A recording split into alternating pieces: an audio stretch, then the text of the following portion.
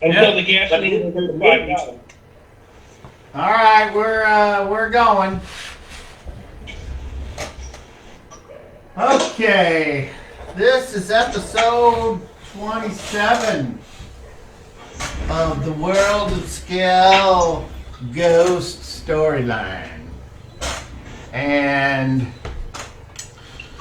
the group has recently run afoul of Latonius, who said he was a monk of Cahulan, but turned out to be more than that, because not only was he good at martial arts and was very convincing in his impersonation, but upon the group not following through on helping him to defeat this flying horse known as the Kyrin, he monologued and revealed that he was actually a servant of Bazan, and that since they wouldn't help him, he was going to have to take it out on them. And that battle ended pretty quickly when the Kyrin came back and chased him off. The group returned to the monastery, the Black Rock Abbey, if you will. And whilst there, amongst going about their business, healing from the fight and whatnot, the minions of Bazan, that these creatures they had previously encountered on their way to the Cave of Madness the first time, stormed the walls of the monastery and started attacking the group.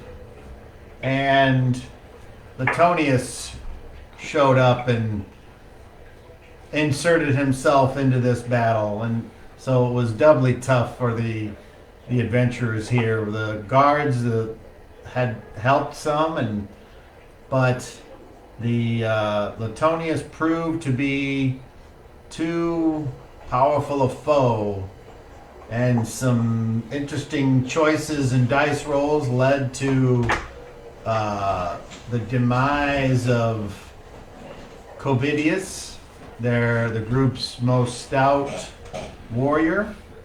There's a dog there. Does she want to play too, or he? Yes? She. Okay. Yeah, I was gonna say, although don't let her. Yeah, she might choke on something, so I don't want that to happen. So you got to be 13 to play D&D, and that dog's probably what, like in dog years, like what, 1 year old, or I don't know. 2.5. Okay. Dog years. Okay. Cats play D&D better because they just roll the dice naturally. But they don't care. Just so long as the dice is not on top of something, they're okay. But so Latonius left the monastery. Apparently, no one was around to see it, and the survivors were nursed back to health somewhat by the monks here, and the body of Covidius was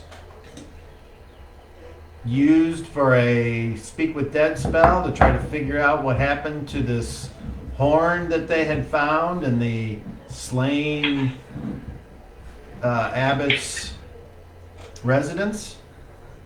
The thing that apparently Latonius wanted. Apparently this horn has some type of mystical powers that have to do with healing, or legends have it that it was used to defeat an actual Kyrin's horn, used to impale Bazan at a decisive battle. That information was found out through research in the library by Shadrach. And after trial and error, the group did finally retrieve the horn from the quiver that COVID had hidden it in. And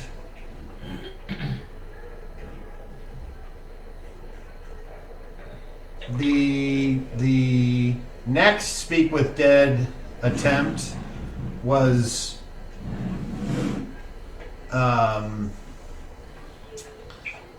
right afterwards. A spirit appeared, or what appeared to be a spirit, and it had wings and was made up of just the two color, a black and white features, and it spoke in spoke as if it was from some other plane of existence, some other place. And after being a little wary of this new creature, the group continued to try to talk to it and get more information. Pick followed the creature and spoke to it while they were both. Pick climbed up. The creature could fly. I said it had wings, so it flew over and onto the building of the guardhouse. Pick climbed up there and they had a conversation. Pick was just trying to get more information about it and what its purpose was, and so. And then somewhere in there, I know the timeline's messed up, but whatever, the new abbot came to the monastery. Abbot Patrick. And Abbot Patrick was a very outgoing, gregarious, ebullient personality. A tall and vibrant appearing individual who carried himself with confidence and an assurance of his place in this world. Someone who claims to have led an adventuring life in the past, and perhaps that has led to his being less than taken aback by the surroundings and the stories and the appearance of this new entity who went by the name of Nembanorial. And Abbot Patrick attempted to, I wouldn't say befriend, but just ingratiate himself to the people that he had heard about that had taken on Latonius and survived. So he was in the process of moving in, had a lot of people moving things out and in of the abbot's residence, while Pick and Nembanorial were talking on the rooftop. Nembanorial displayed some type of powers where he could heal, at least what he chose, and it was pretty impressive, I guess. Not really sure how he accomplished this. It could be any one of a million reasons, but it definitely was not of this scale. So that's all I remember. If someone wants to edit, add, or subtract, or make something else clear about the session, you may certainly do so. Otherwise, Shadrach has his hand up. What was the final disposition of Covidius' remains?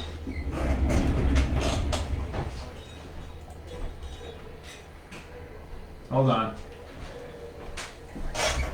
Alright. What was the final disposition of Covidius' remains? By the Nembanorial, after you had spoke with the dead the second time, the Nembanorial showed up, and you guys had a brief discussion, and then he, if I remember correctly, I thought he said he put his hand out and caused the body to sort of start to disapparate or disappear or Okay. shimmy away into nothingness, and then there was nothing there. But There was a gemstone, Okay. a clear gemstone, okay, and then the body, it looked like there was this that's right. You stone pressed that and the into gemstone, and that's then and then the gemstone disappeared as well after the body disappeared. right. Okay. And I Yeah, I just wanted to know what that final stage of events was before he was And gone. when you asked, I said that he was with he was sent back to Nemesis. Okay.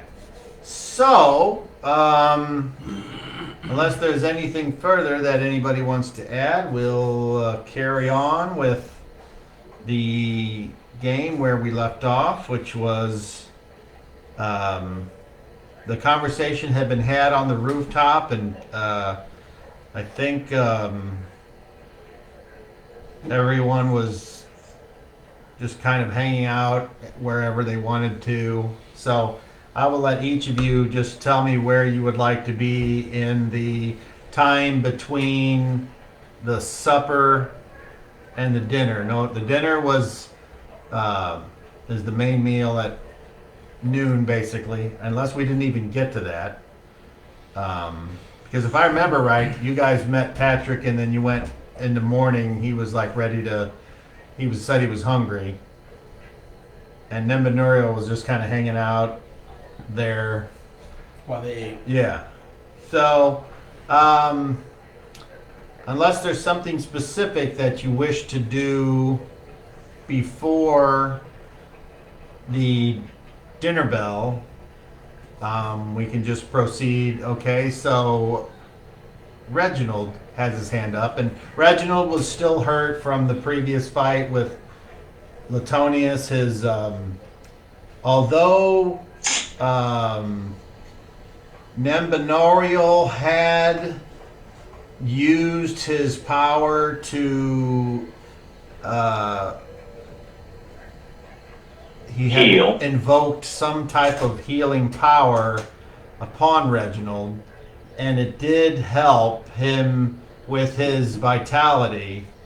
The extent of the injury to his throat was so severe that it was still incapacitating him as far as any kind of verbal communication, and the whole like moving part still caused him wince in pain from the wound there. So, but anyway, go ahead, Reggie.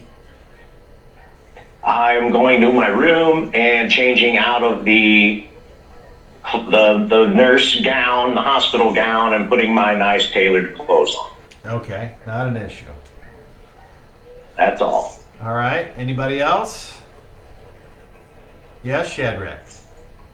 Shadrach marches off into the woods until the dinner bell. Okay, well, I'll text you. I'll send you a message what I'm doing. I think you already know what I'm doing. well, I mean, I'm not trying to get you to change anything, but what I will ask is this something that you need to be a secret? Not really. All right, then just tell me what you do. I'm going out to gather sticks to make my you know what. Okay. You know what I'm talking about. I just do. want it to be a surprise. not a Oh, okay, secret. so yeah, so you did want it to be a little bit of a secret. Okay, that's fine. But if anybody asked me, I would tell them. Okay. That's it. Yeah. And then pick anything from you, or are you just gonna hang out and relax somewhere? Yes. Okay. All right. So, all of those things are accomplished, and then the dinner bell rings out, and all of the monks begin to shuffle their way into the dining hall, and for those of you that wish to join them for the meal, you end up there as well. Is there anyone that does not take part in the meal? Well, I okay, stay right well, where I'm at. you just stay on the building. Okay, Yeah. all right. And I'm then, not even moving. I kind of look like a gargoyle, but you know. okay, Shadrach? You said this is noon? Yeah, that's when the main meal is normally had. So this will be the meal that might have like eel and fish and unborn rabbit babies, stuff like that. Really? Yeah. Okay, at this, instead of eating the meal, this is the time that I start assembling my, you know what, and I'll do it crudely. It doesn't have to be, but I'm gonna do something.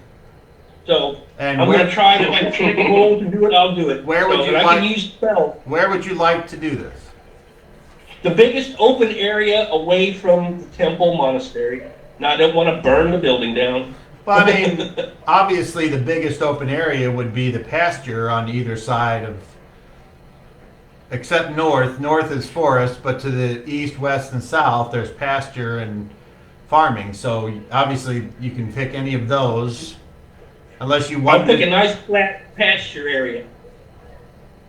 Okay, well, we'll just say then you go out to the east then. And Oh, that's a good one. to the north of you, you would know that's where kind of the grove is before you get to the forest. So about 100 yards south of the grove, you start to assemble this thing. And I can make a die roll for it if you want. People But it's are, very crude. there are people that are kind of taking notice. None of them, they're just kind of looky-loos. You know, like you hear, what's he doing? I don't know. What do you think he's doing? Looks like I don't know. Is he trying to make a house? That ain't no house. Look at it. Is he trying to make a house on a house? Shut up, Clem. There ain't no such thing as a house on a house. Yes, there is. A 2-story house. And then they get in a fight. Right next to me? No, like 40 feet away. Stop! Stop this! This is not a time for this. Make This it is a solemn moment. Oh, this is great. I was hoping you'd interject yourself. Make a charisma check, please. Please roll a 1. Please. Oh, fuck Christ. Roll a 1. Well, I rolled a 2. Okay. So they stop fighting. Oh, What's your total then for your charisma? Check. that'd be 17. Yeah, that's a failure. Okay, so they stop and they look at you, and the one's like, "You mind your own business, you cocksucker." Another one's like, "What do you mean, cocksucker? He don't look like he sucks cock. He looks like he sucks balls." And then the one's like, "Fuck you," and he punches the other one, and they go fighting again. So apparently your words didn't really affect them like you hoped it would with a 2. I go back to what I was doing. I just ignore them. I don't keep my back to them. I make sure that I can at least keep my eye on them. Okay, I would like Nembinorial to make an perception check, please.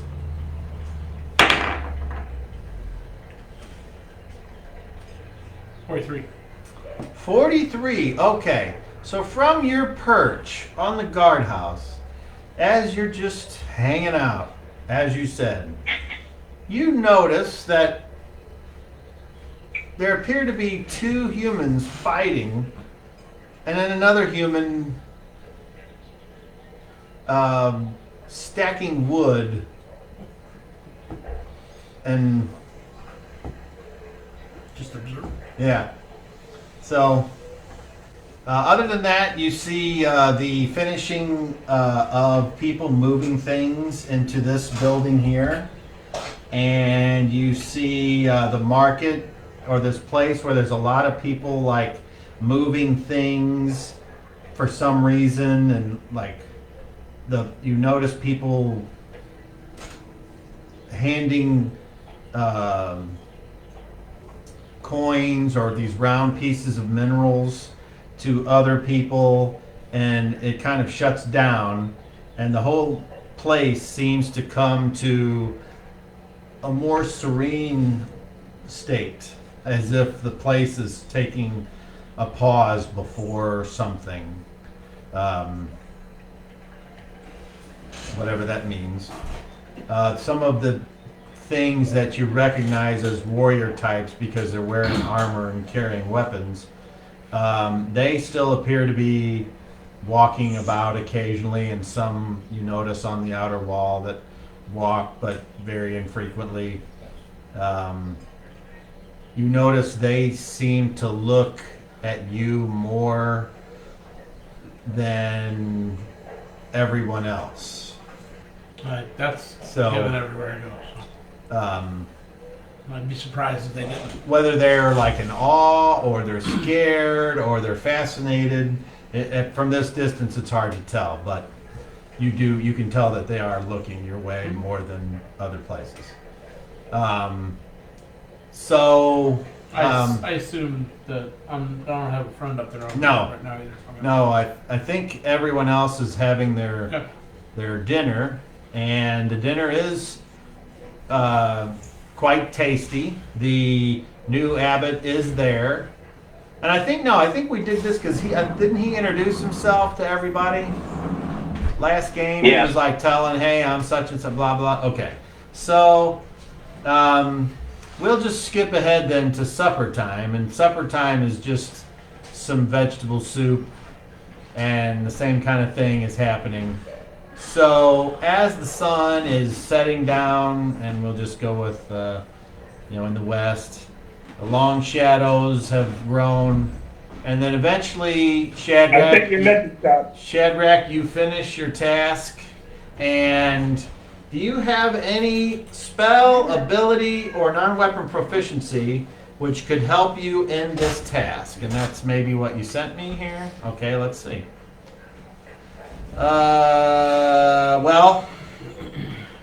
Okay, so what unless you have something else in mind, you're going to roll to see how much this looks like what you want it to look like. Like you don't have any artist ability or a spell you want to use to make I this have a spell. No, I have a spell that's specific. Yeah. Okay. Yeah, I got a spell for this. So, are you wanting to do that as soon as you have finished moving the building material, or do you want to get other people out to see this? I want people to gather. This can happen after dark. Okay, so that's well fine. then it's up for you to tell me that you go gather them. Otherwise, nobody knows you're there. How big of a pile of wood would you say is there? Well, you can gather as many sticks and logs as you want. You've got pretty much all fucking day, so. Okay, well, because according to my spell, I can affect like almost 50 cubic feet of wood. So that's a huge amount of wood. So Yes, it is. it's 9 cubic feet per level. Let me look here. Yeah, 9 cubic feet per level. I mean, just so we're cleared, for you to. I'm sorry, 9 plus 1 per level. So that's 15 cubic feet. For you I got it. to make this thing without assistance, it would require rope and other things to get these shapes correct. So if you're planning on doing something after it's been made to look like something, you're going to have to gather more materials. But if whatever you're doing is going to make it look like you want it to look after, then you should just go ahead and proceed. All right, basically, yeah, you'll see me crudely bind this Hold thing. on. No one's there. Everyone's hanging out. Okay, well then I crudely bind this thing to look like a scarecrow, and then I'll try to prop it up on a pole if I can stick a pole in the ground. If not, that's fine. All right, roll me a d20. 16. Okay, so that qualifies as a crude version of what you're trying to do. And I'm not going to cast a spell until the people have gathered. And I'm going to cast several spells actually, but we'll get to that. Okay, well, when do you plan on getting their attention? Okay. If I've assembled my thing, I'm going to go inside and look for my friend. Okay, so easily done. When you walk back through that northern gate, the first thing you do is, it's obvious, there's a fucking outsider on top of the fucking guardhouse that's been there when you left. So that thing is there. Do you know what I'm talking I about? nod to that thing. Membenorial. Okay. So that's obvious, and he's just doing his thing. And then everyone else, you go and look for them, and either you look by yourself or you ask around, well, blah, blah, blah. We'll get past that bullshit. And you find them all, and they're all hanging out. They've just finished, and they're exiting the dining hall with looks of satisfactions upon their faces, and some of them have soupy shirts. I raise my voice, hold my hand up, and say, "Brothers, sisters, join me now for my memorial to Covidius. Within an hour, join me. You'll know where to find me." And I turn and walk out. I said that very loudly. So Tamar says, "How do we know where to find you?" Look for the fire. Okay. And then Tamar turns to you guys and he's like, "Yeah, speaking of finding stuff, I looked and followed and tried to find out, that tall female monk that's got her face. Yeah, I can't fucking tell what she is. So I don't know why, I just don't trust her. I think the dungeon master kept talking about her too much and I got infatuated." Oh. All right, go ahead, Daryl. Reginald will get up and follow Shadrach. Okay. Pick anything from you? You're hitchhiking south to Albuquerque, or I can see you got food in your mouth. Are you wanting to go just hang with Reggie? Yes. Okay. All right. Okay, and then you were asking me piece of paper, blank or Yeah, something to transfer notes. And I will keep saying, this is going to happen as I walk to the spot. I will yell it, hold my hand in the air.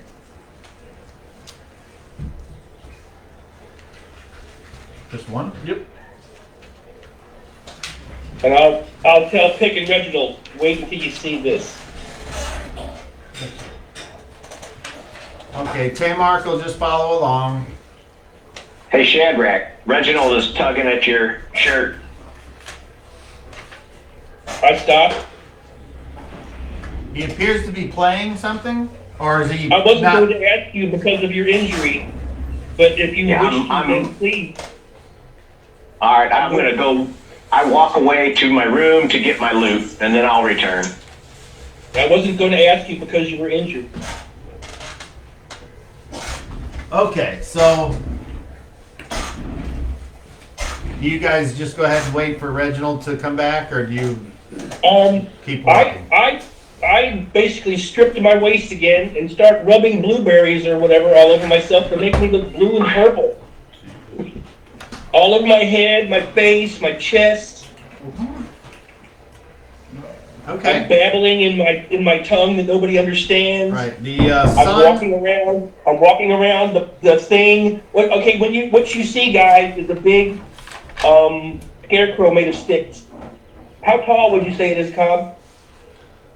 Well, I mean that's up to you, but if you were asking me, I'd say like 8 feet tall.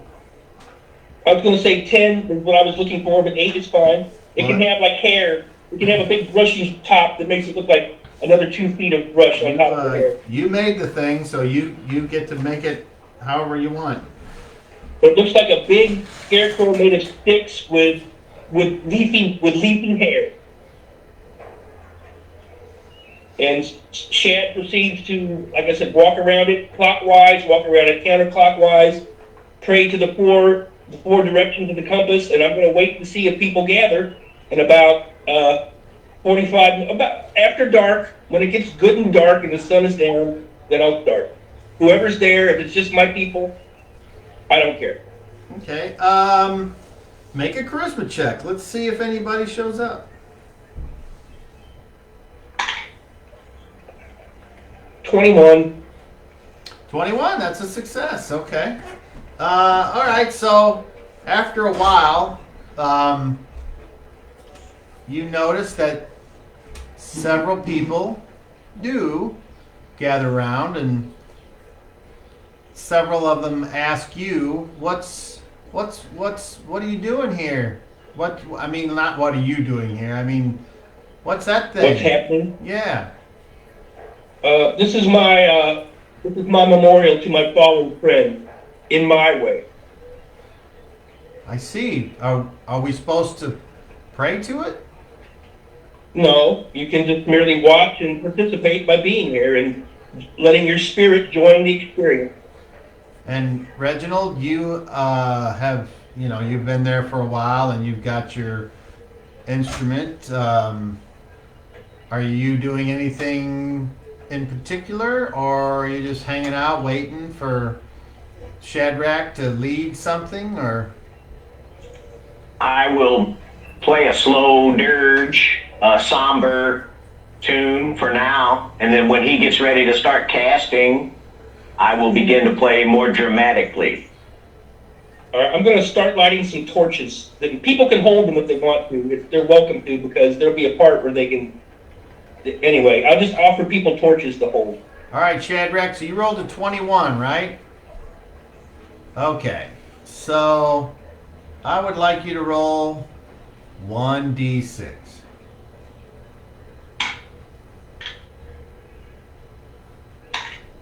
Two. Okay, so I get two people. you get two other people,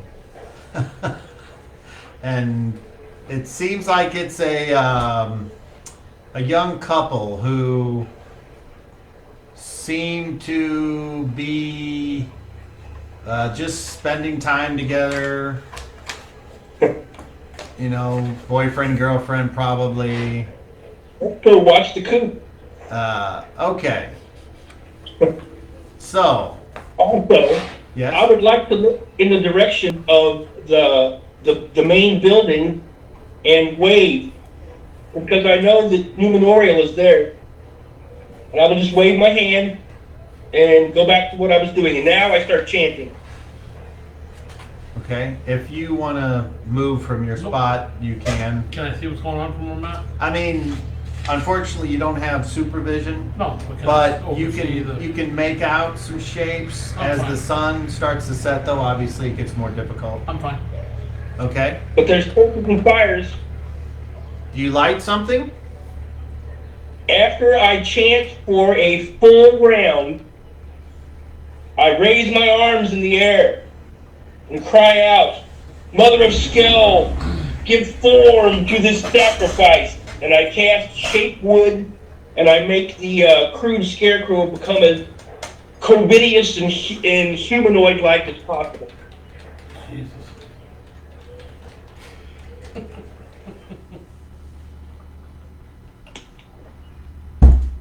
I'm looking for wicker. No, that's not what I want.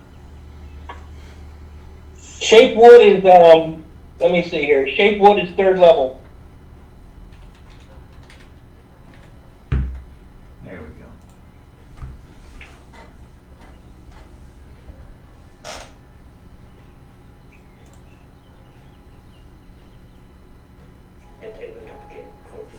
Fucking commercials. They're ruining YouTube.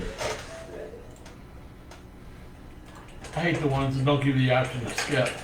Your video will start when this ad ends. All right, Jason. Go ahead and explain to me. What's the spell called? Shape wood. Shape wood. Okay. I'm just basically making it more defined than my original scarecrow.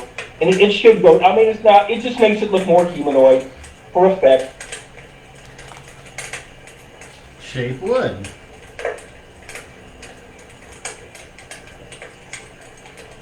Okay. And you said you had your you called out to Mother of Skell. Yeah. So what happens when you cast the spell? Well, I could it says that I could change a stuff into like a door and stuff like that. So basically, this thing goes from being a crude doll-like shape to much more, human proportions, I would say. Humanoid proportions, to be fair. Yeah, keep going, man. You got it.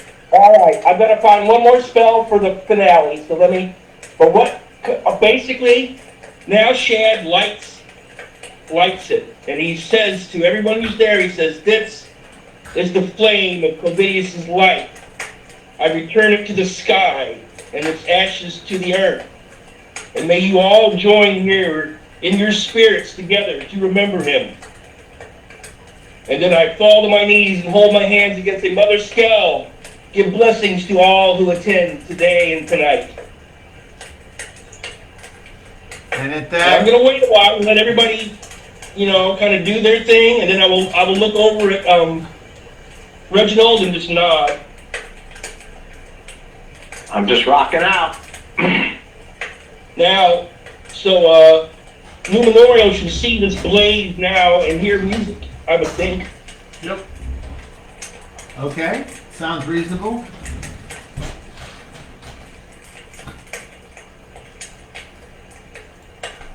Should we, You can show up Huh? when you arrive. Nope.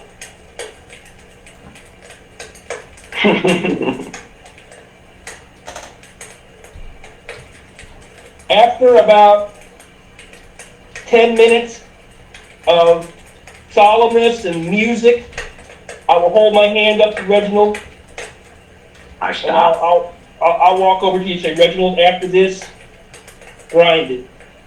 All right? Right. Do what? Grind it. Make yourself heard as loudly as you can." Garage. Okay, Kyle. Here we go. For my final tribute, uh-oh, here we go. Where's the damn spell? can you guys hear me okay, or is that too loud? I can't hear Jason, but I can hear the music. Okay, I'll turn it down.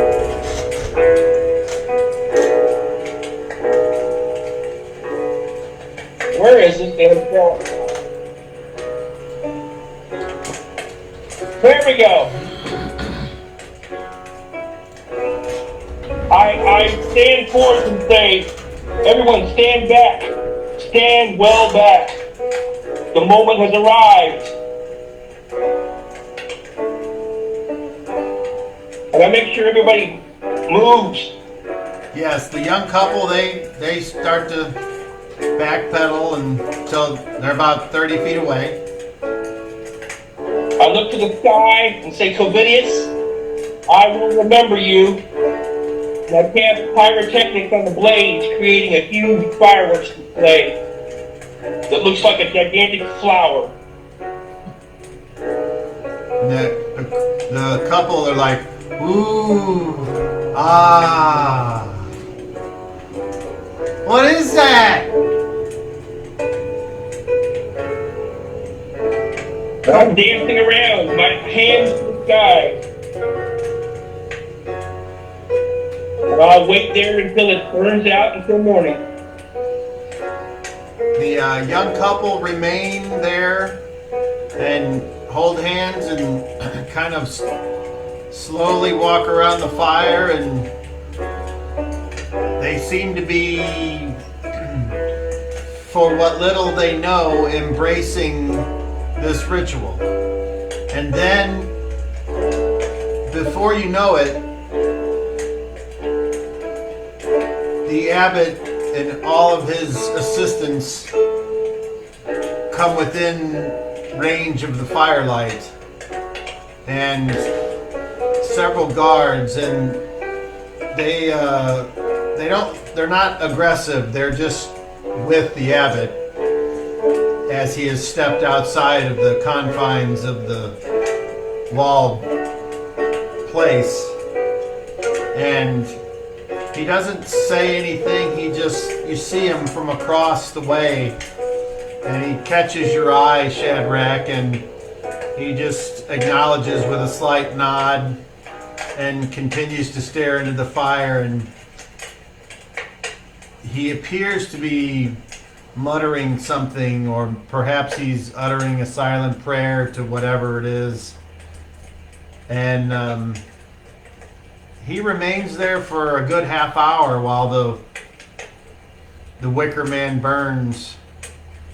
And then as he walks by Reginald, he taps him on the shoulder and he says, "Nice." And he walks on.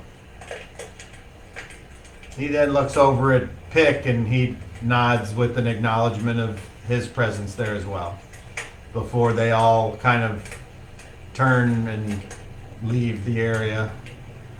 And then eventually the couple kind of, as you're hopping around and doing whatever, they don't get too close, but they do try to get your attention, and they wave and they say, "Lovely service," and they leave, leaving you four there. Yeah, I'm camping out here till dawn, brothers. You may do what you choose. Tamar's like, "Yeah, I'm gonna go stay in the infirmary there." Okay. I go over and shake Shadrach's hand, and I point to Tamark, and I begin to follow him. Have a good night, brother. Leaving Pick standing there by himself, gazing into the flames. I hope my ceremony did not offend your cultural sensitivity.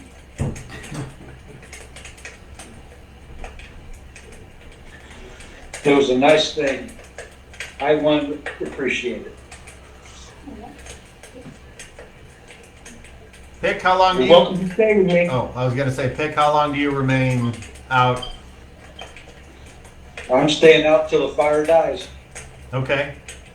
Having done that many times in real life, I can tell you it takes about 2 to 3 hours. So by then, the night has fallen. The sound of the burning wicker man intermingles with the sound of crickets and other noises that you can hear. And then eventually the wicker man kind of caves in on himself, and there's just embers and coals there. And I'll offer up a final prayer when it collapses, and then I'll settle in to sleep there for the rest of the night. Okay, so you're just going to sleep on the cold, hard ground? Okay. Well, I'm pretty sure it's going to be nice and warm, and I think I'll be all right. Well, good. That gives you another opportunity to roll a D12.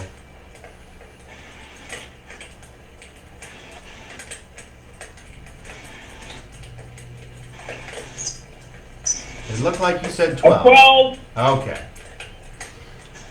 All right, so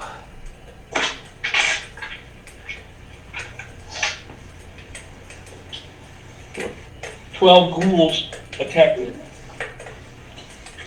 is there anything anyone else wishes to do the rest of the evening? Hearing nothing, we go to the next day. The sound of roosters crowing and animals bleating wakens everyone. Shadrach, you're up at the crack of dawn, and you're a little tired because, you know, it wasn't the most comfortable way to sleep, and you didn't have any of your things that you might normally have. It's called, it's my equivalent of pulling out my hair and stuff. Somebody needs to pick up that bookshelf, whatever just fell.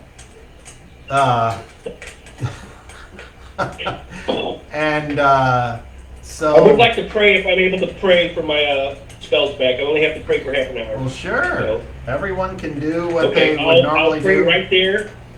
In fact, I'll draw on the ashes. So there. And as the morning commences, what would you all like to do? Taymark is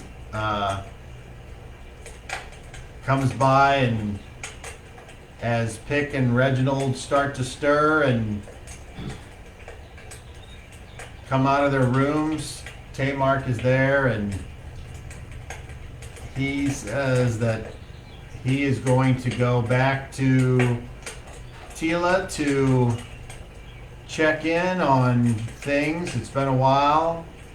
He really doesn't want to wait here for Latonius to come back, not because he's scared of him, but because he might never come back. Unless someone can tell me he's going to come back soon, this isn't really where I want to stay.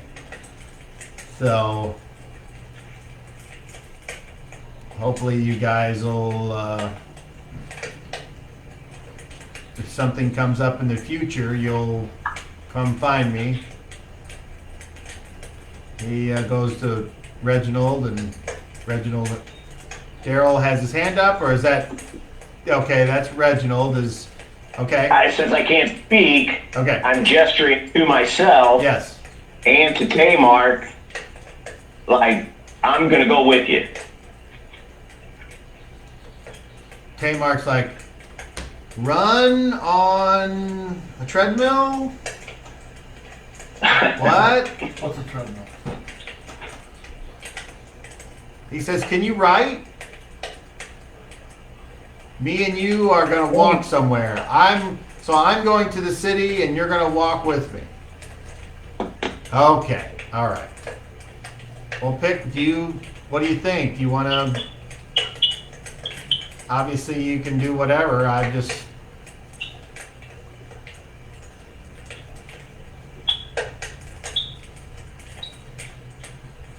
figured I'd wait till Shadrach gets here so I could tell him as well. There's things that still need to be done.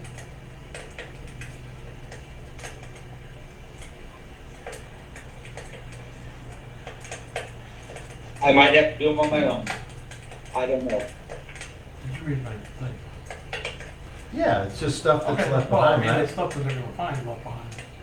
So don't forget it. Well, until they say something, then You might have to say, well, you know, there's still a touchstone. they have to look. That's not a thing a dungeon master does. They have to say they want to look at things. Well, I mean, it was set up at the other time. So. Alright. They Okay. asked where his stuff was back when he was, they asked the church people back when he was. Who did? Um, Are you saying somebody asked where his stuff was? I think it was Shadrach asked where COVID's stuff was when he was on when they had placed him on that thing in the root zone or whatever.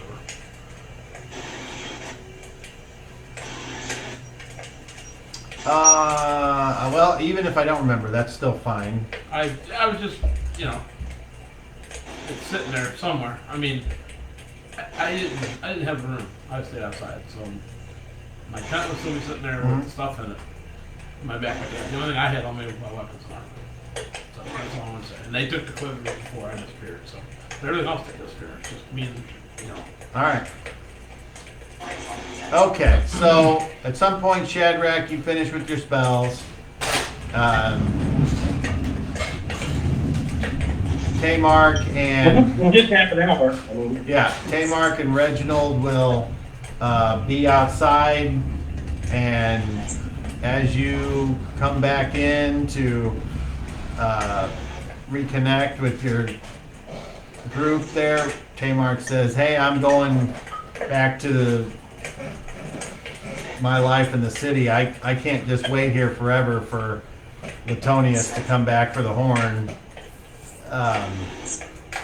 Wait. Do You're not waiting for anything. you think he's going to come back soon? I'm not waiting for him to come back. Well, We're going into the dungeon. It must be done. Okay, well, honestly, I totally forgot about that. So, I still want to Who's gonna go in there with no weapons? We can go in.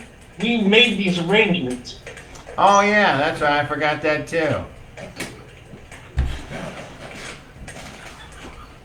So then Tamar turns to Reginald and he says, I mean, I know you're hurt and all, but do you have any interest in going down in there to find out? If there's any place to be injured, Reginald, it's here. I Right. can help heal you, Reginald, if you trust me.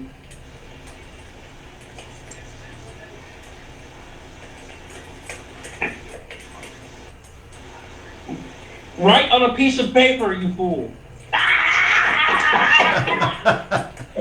The camera jumped all over.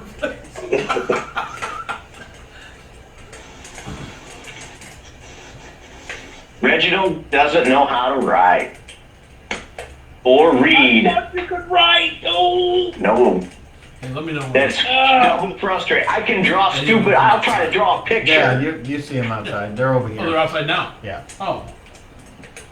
I'm gonna. I could explain I things remember if now I could because actually you had that piece speak. of paper in front of you. You Nice couldn't read it. slide. Now I remember. Oh Right. no! Whoever's. I could, as Daryl, I could explain things to you guys, but then that's metagaming. I can't really tell you as Reginald Oh, what I'm thinking or what I'm doing. I don't know any way to speak with dummy. That's spelled. I begin to sulk, and I leave the dining hall. No, you guys are all, just to set the scene, you guys are all outside. You had walked out and we're gonna go talk to Shadrach.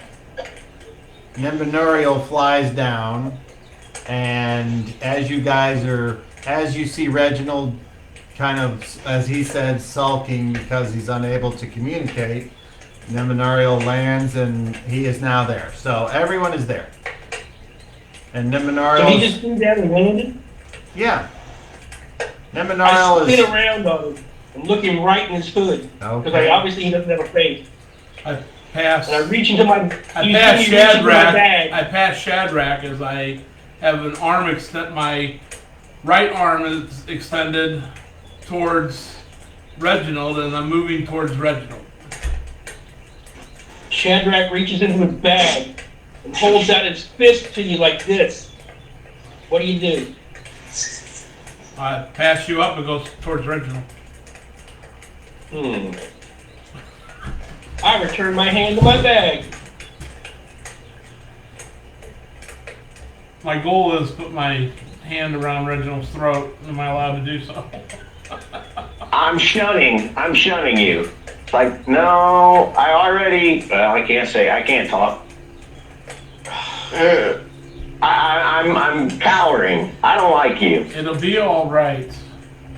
When I look at him, do I see a face in the hood?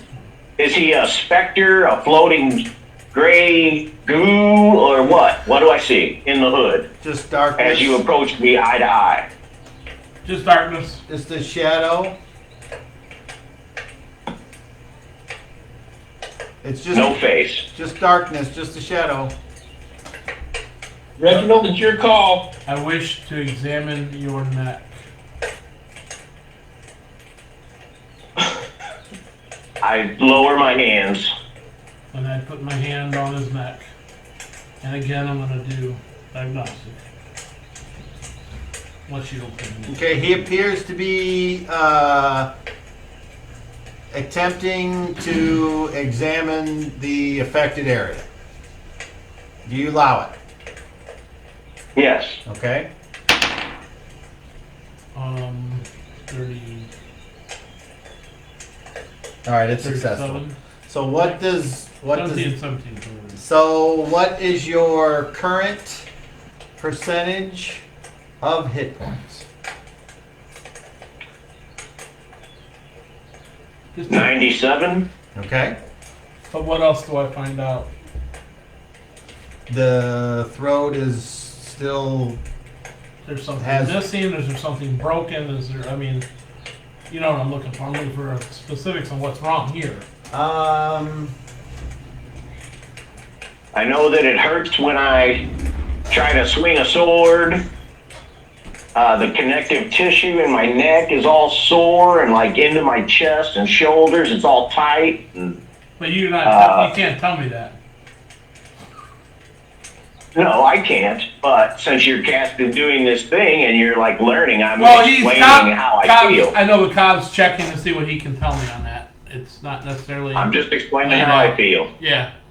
It may not be that simple for me to understand that, though. Can I make eye contact with Reginald? Yes. I just do my eyebrows like, and kind of like reach for my bag again. Okay. The extent of the damage. Well, the extent of the damage is there's still tenderness, so there's still some pain by putting pressure on the area. Inflammation. And that, Inflammation. that's it. Scarring. No scarring, because you made your rolls on that. I was really talking more about internal tissue. What that would reveal to you would obviously be it's not his life force, as far as you are aware, that is causing the issue. It's something else. So I can't affect it because it's not life force specifically. I don't know. Can you? I don't know. You can certainly try. I'm going to. Okay. I'm going to. You see me with my left hand reach into my chest. And which color is your left hand? That's the black one. And you see a white disc of no in particular design. It's kind of like it's like a clear, opaque, round hockey puck looking thing. And he produces it in his left hand, and it starts to faintly glow while he's touching your throat with his right hand.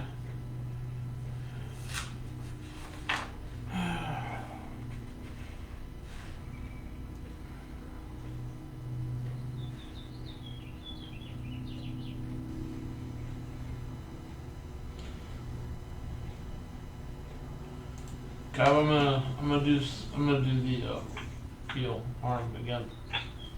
Okay. Is there anything So else? I've given you some of the description already, but I'm not done. Okay. I was looking at which one I was using. So then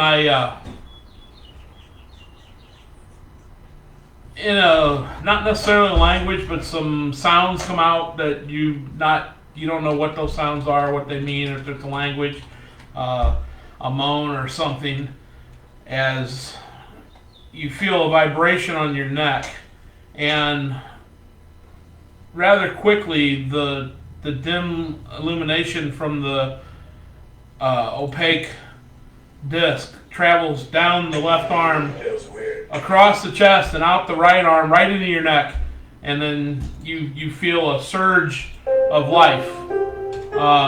You get a warm feeling from your neck that quickly spreads to your toes, to the end of your hair follicles, if that's possible to feel. Okay? Yes. Yeah, roll once or twice. Roll twice.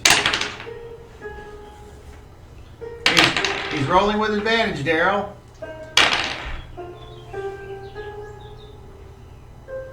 41. 2 8s on the last one. How about that? So if you needed it, you regain 21 hit points. You should also remove 10 days from the wound word that I can't think of, number that I gave you. Duration. The duration. Yes. All right. Is that better?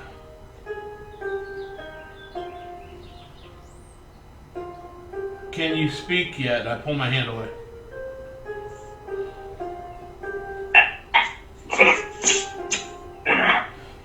So you see this creature. Oh wait, so how many this is kind of metagamey, but it needs to be done. How many hit points did you actually take of the 21? 3. All right. 3? So put 18 in the pool. Create a spot for that. Okay. So you see this creature's cloaked head kind of cocked sideways a little bit, like a curious dog. And then he steps back. He kind of like floats back from you gracefully. I nod and approve. As the Nimbanorial floats back, his wings gracefully do just one kind of, and there's a little breeze, and it actually kind of feels good on your neck for a second because your neck's kind of warm. And he lightly lands.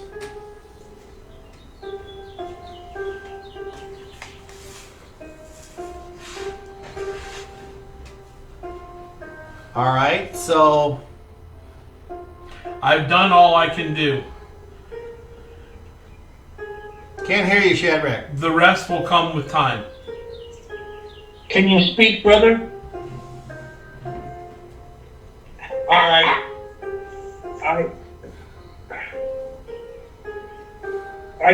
I think I can help you. Uh-oh. Jason might have figured something out. Uh-oh. Batten down the hatches. I said batten down the hatches. Reginald, come outside. You guys are all outside already. We're outside. Let's go to the ashes. Follow me. To the pirate site. Okay, so unless everyone goes ahead and follows Shadrach out to the pile, that was the Wicker Man. I will be last. If you would like to be, that's wonderful. No. Are we there? You're there. No one else is around. The only thing you can hear is they're starting to bring the flock out that way. So you've got a few minutes before you're in the middle of a goat rush.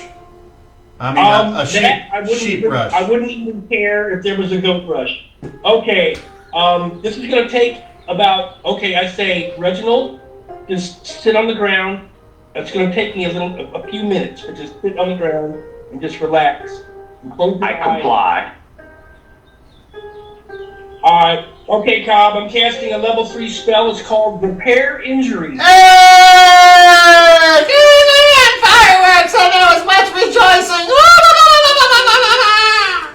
Excellent. Please describe your spell. Repair Injury is intended for. Okay, here we go. Repair Injury is. Okay, let me make sure. This spell repairs one specific injury or special wound. It can be used to knit a broken bone, alleviate swelling or pain of a sprain, or a twist or repair soft tissue damage, such as injured eye, ear, or severed tendon. Automatically one grazed, struck, injured, or broken condition, and alleviate any combat movement or maximum hit point penalties associated with the injury in question. It has no effect on critical injuries that are instantly fatal. Okay. Other than that, it restores 1d10 plus 1 hit points in addition to its special healing effect. It can be used to restore. This thing keeps jumping around on me. That's all right. Hey, just tell me what your components are. That's all I need to know. I lost it and jumped away from me before I got it, but I'm close. Hang on. All right. Components were for description, aren't they? My screen keeps jumping around because it's very touchy. Well, stop touching it. I gotta touch it. That's what she said. Start using All your right, finger here we instead. go. Where is this damn thing? Oh, okay. Damn it! It's a third level spell if you catch it before me. This thing keeps jumping around on me. Yeah, just, I'm very familiar with the spell. That's why I was waiting for you to fucking find it. It's a holy symbol and a crushed dried flower petals or shriveled dried fruit. Which I reach into my bag, which I had them there. I was ready for this. Okay. And basically, I very gently touch Reginald's throat in the area. I just put my hand upon his upper chest and neck area and just let the energy flow out of me into him. And what do you say? Mother Skell, heal this warrior who has fought for your cause. And what happens? He can speak. No. I say speak, brother. All right. No? So I was just waiting for you to be like, so the warmth that as I pull the mana from the Earth Mother and it coalesces in my hand and it's almost like pressing the petals into his flesh. That you want to do it? Oh, okay. He's just. I just very gently place my hand right there and say, "Be healed, brother." All right. So although the hit point does not take effect because you are at full, the lasting effect of the wound is removed, and you feel a almost like a low-level itching from your throat as the flesh and sinew and muscle starts to knit and solidify, and what you're feeling is the instantaneous repair of an injury. And just for a second you get a weird taste of honeysuckle before it goes away, and you feel like something has happened. What do you do, Reggie? Shadrach, you've done it! I spit out a big loogie of bloody goop. Holy cow! Thank the Skell! Okay. You've done it, friend! You all hear someone walking, kind of a thudding sound actually. It's kind of odd. And as you turn to look, and you don't know what you're going to find, you see what, Daryl? A woman who's about 7.5 feet tall, wearing monk robes, priest robes, with a veil over her face. And she steps forward and says, "Excuse me, I've done some research that I'd like to share with you if I may." Tamar's like, "Hey, you're not, what's with your face?" My name is Vanessa. Vanessa.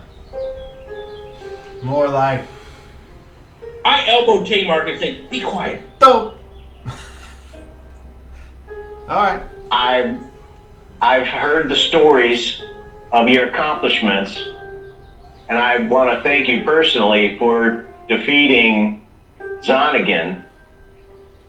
I went to the library and I asked for the sacrist's help. I was trying to find out more on this Latonius figure, as to find out who he is or how he is in tune to Bazan. I could find no mention of him in any of the texts that we have, even with the sacrist's help. But I did find out that Bazan was bringing him slaves, and Zonnegan was enabling Bazan to see his enemies' moves before they did them and let them know what he was up to.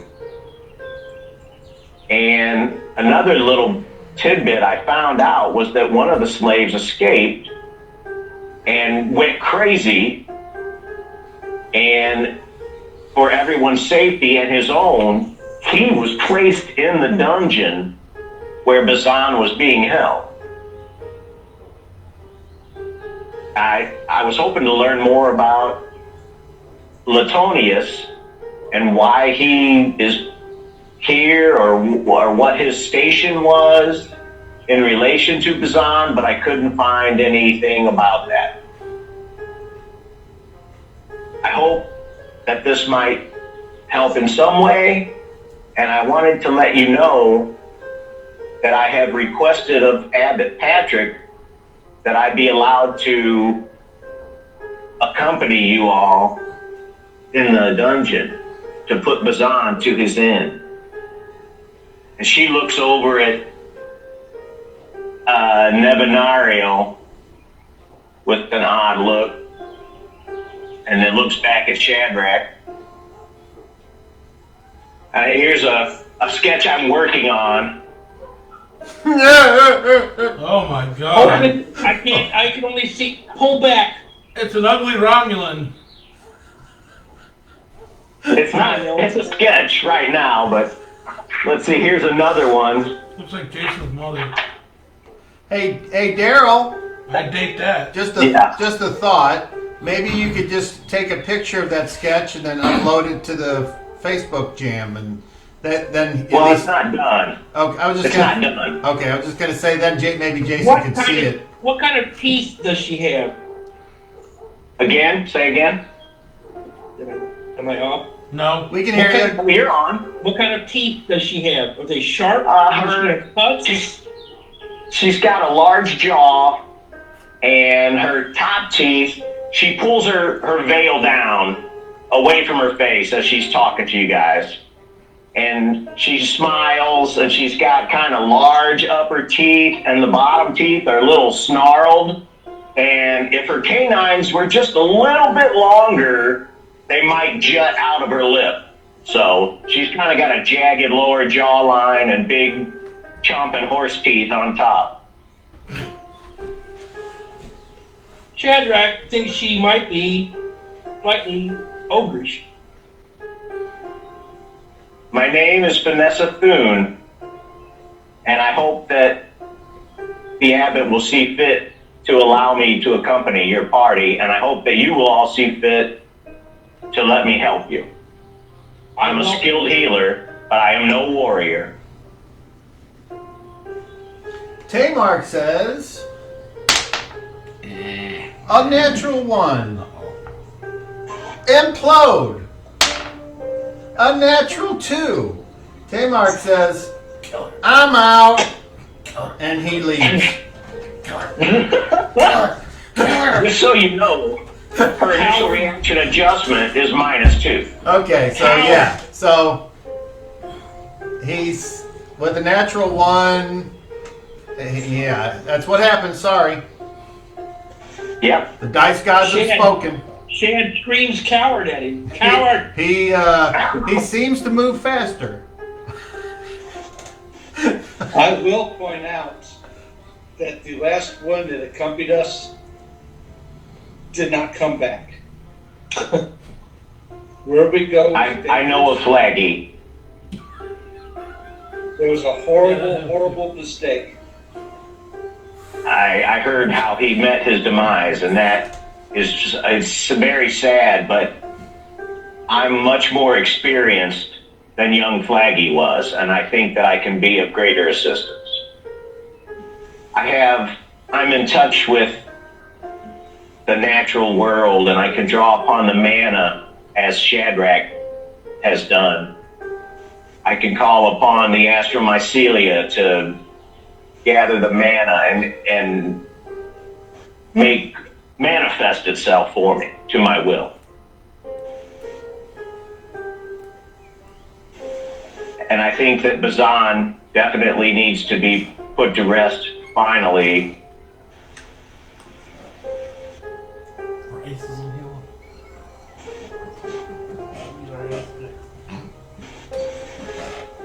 I welcome your union to our group. And as Pick said, we're not known for our good luck, so you make your own decision there. I'm called to help end this slavery, and you guys have shown that you seek the same goal.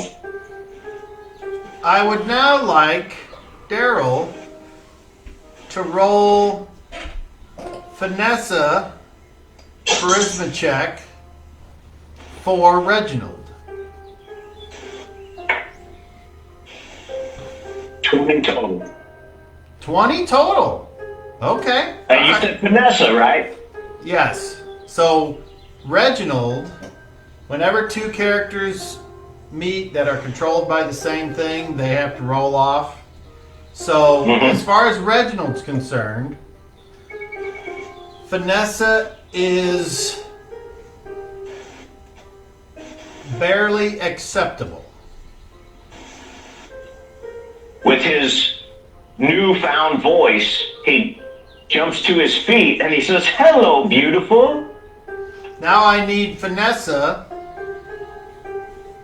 Reginald to roll to see how Vanessa reacts to him. Oh boy. 33. Vanessa apparently thinks that Reginald, at first impression of Reginald is appears to be likable, trustworthy, but not quite enough to break her vows. She blushes a little bit when he calls her beautiful. Stop.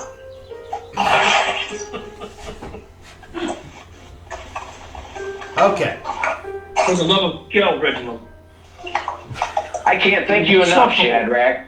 I'm so glad you had the wisdom to seek out the spell that would do this. Now I can actually tell you guys all the things that I've been thinking. I thought, okay, back to the battle with Latonius.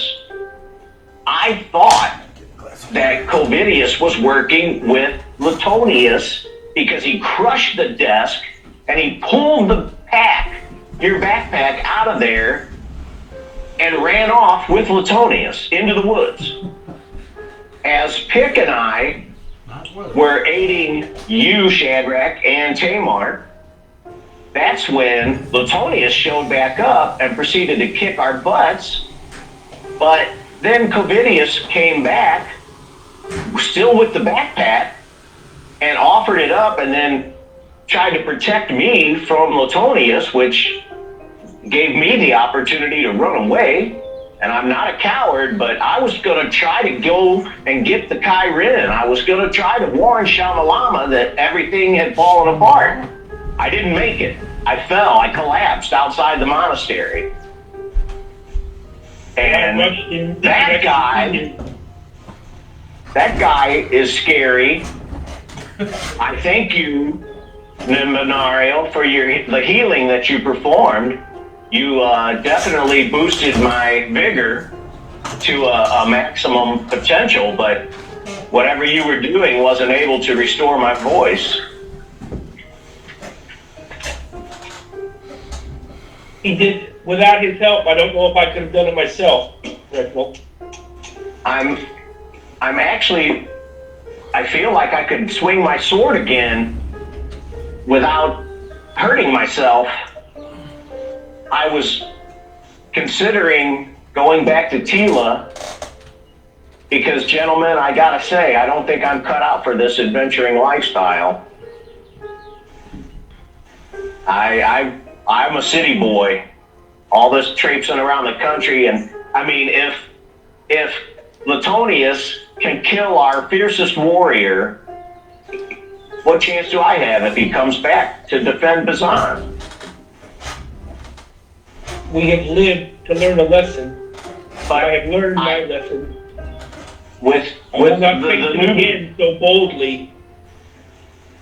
With the new developments, with me having my strength back, I would not be opposed to helping end this mission, and then after that, I think I'm going to return to Tila. Well, I count you as a dear friend, Reginald, and I would like to see you by my side when I defeat, and I will defeat, Bazan.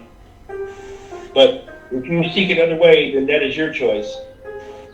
I might seek out the Bard School. Indeed. But again, thank you for restoring my health and my voice. Could I do no less?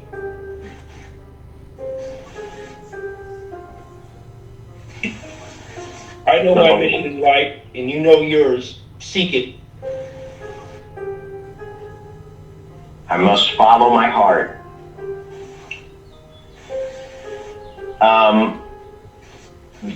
Vanessa will raise her hand and say, I will talk to you all later on.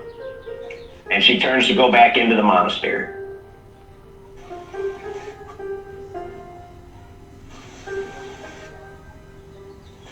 So what now, fellas? I'm not sleeping in there again. Unless I'm injured beyond my capacity to resist, I'm not sleeping in that building again. It's cursed. They're sitting on top of a curse. And I would really like to take Abbot Patrick by the throat and give him a good shake. Oh, come on, man. He's all right. I like that guy. I don't understand. You don't understand. You're taking this too lightly. This is a cork on top of a fire. It's not going to last. The cork will burn away. That's why we have to find the way in. We know the way in, and so do they, and they're dancing around in circles, pretending. Do you? They are. No, you know the way in? I know it's... We think that it's in the library, but... No, it's the dungeon. We've been there before. What? The room of the Stench. That's the entrance to the dungeon. You think so? Yes. I thought it was in the most sacred center of the oldest part of the building, which is the library. I have the words of the abbot. And I am positive it's in the area that we detected the stench and the slavery. It's there. Okay. And if not, we can determine this with Patrick. He'll know, and if he doesn't know, then he doesn't need to be here in charge. And this whole place is a disaster, and we can't save it. It's been so long, I don't think anybody really knows. That's the problem. I was hoping that you could find that out when you spoke with Wakanda. There's more books and scrolls in that library, and I need time. But I know where we need to go. That girl was saying that she was doing research on the subject, but couldn't find anything on Latonius. But... I don't like depending on their knowledge because it makes me feel as I know less and should call upon my own powers to know these things, but the realm of undeath and the spirituality of the blend are not part of my purview, and so I can only do what I know. Obviously, yes. And I don't wish to offend these people. Not at all. But they're sitting on top of a powder keg, and if Bazan becomes unleashed, this whole place will be a festering net of death and destruction. I agree, and I think I just dread the fact that Latonius can pop up at any moment, and he's waiting for us to open the door. We need to speak with the abbot right now and get we need to get all of the major players in this place in one place and talk. It may be asking for trouble, but that's why we're here in the first place. Well, let's do it. And I start walking back toward the monastery. Let's do it. Let's go get the abbot. Top priority. All right, so Come on, man. I see your shoulder. Which way do we walk to go Your input is highly valued, Just over sir. here. The door on the.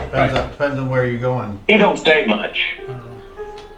So where? Well, I appreciate Pick's input, so I don't want to just stomp off without you saying anything, Pick.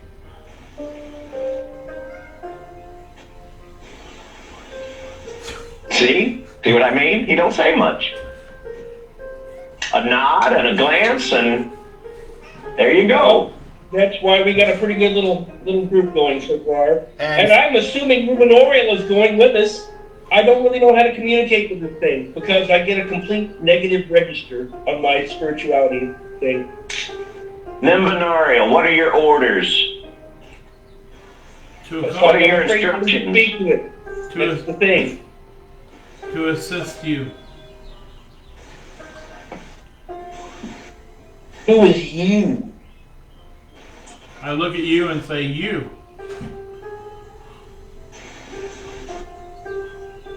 I know after our brief discussion on the rooftop, on what your plans are and what you hope to do,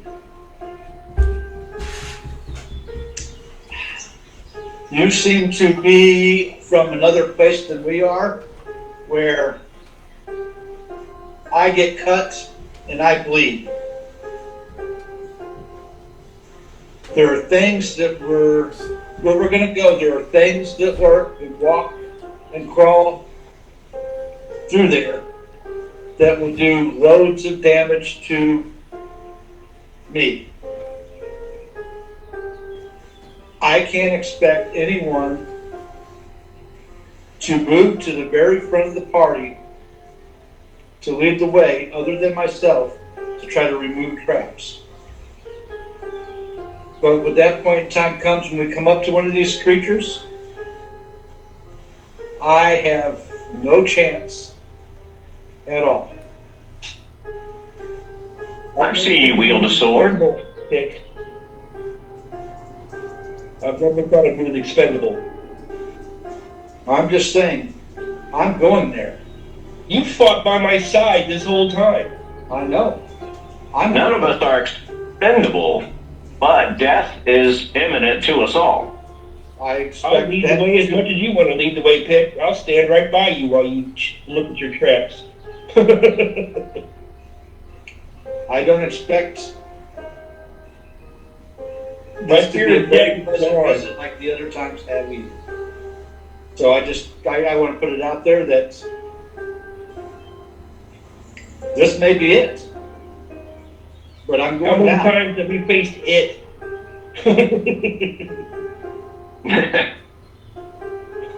We'll face You know, it my this spirits- time. We're ready to face it now. We didn't know what to expect before. Now we know what we're going in after, and we're ready to kill it. I feel joyous now. I can't explain how much better. I was so down and bummed out about my voice and not knowing if I would ever speak again.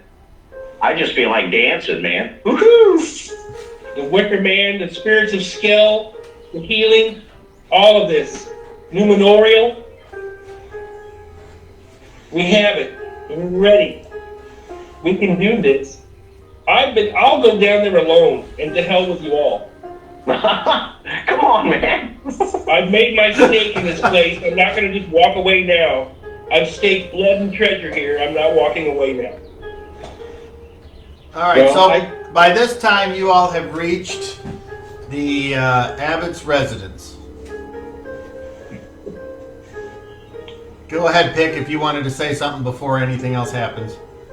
No. Okay. Reginald, would you lead the way in, or do you want me to kick the door in? Oh, we'll knock and be polite. There's no kicking. As you can see, Shad's eyes are green, but have little red pupils and yellow veins. You tend to get a little worked up and you're pretty blunt. But you do need to convey what it is you want from the abbot, because I'm not sure what you want from the abbot. But I will ask for an audience if you like. All right, yeah. And I will do that, Cobb. I will find whoever I think is in charge, or should we just go knock on his door? I mean, he knows who we are. Well, I'm heading in that direction if you don't want to do it. All right, let's just go knock on his door. There's my bluntness. I'm just heading straight there. All right. So as I said, you're right there already. And Reginald, you go up and knock on the door, and I do. you hear, "Come in." And I open the door Okay, and walk in. You open the door, and you can see the morning light filtering through the open windows of the Abbott's residence. It certainly looks quite a bit different than the last time that you were here. It's got Goodness. been cleaned, and all new furniture and rugs, and the you notice that the desk is different as well. I walk up to the Abbot and stretch out my hand and say, Abbot Patrick, it is so nice to speak to you, sir. I want to formally introduce myself. I'm Reginald Xanthor, minstrel at large and adventurer. And my good friend Shadrach Felthorn would like to speak with you about the upcoming cleansing that must be done. And I step back with a bow. He says, "Come in, gentlemen, come in. Please, everyone, make yourselves comfortable. I've brought in extra chairs because I knew I would be taking a lot of meetings, taking over this position." I go in the opposite. Okay. So you all go in and you make yourselves comfortable in whatever form you choose. And then he sits behind the desk and he said, "Is this something that we need to keep quiet about? I can shut the windows, or we can allow the fresh morning air to flow through, and totally up to you. Who speaks for your group? I should ask that first. Would that be you, Shadrach? Can't hear you. We require secrecy at this time, yes. Okay, so he just nods to his assistant, and he goes over and closes the windows on each wall, and then comes back over and Green secrecy. he says, this is going to sound bad, I already know, but are you saying my assistant needs to leave?" I'm saying that the forces of evil can easily listen to what we're talking about without your purview. Okay, I don't know what the fuck that meant, but Clive, just go over and sit in the corner, take notes like you're supposed to. The guy goes over in the corner, sits down in a chair, gets out his little notepad. Then he says, "All right, lay it on me." Your Grace, Abbot, my emotions run very high. We have come here for a singular purpose, and now we have found that purpose, and we know what we must do. And we must enter the dungeon below this monastery, and by doing so, we need your grace to carry all of our equipment, even those instruments of destruction, which you may find unwholesome. But without them, we cannot fulfill our mission. And I've come here to ask your permission, your guidance, and any help you may render. Beyond that, what more can we do for you?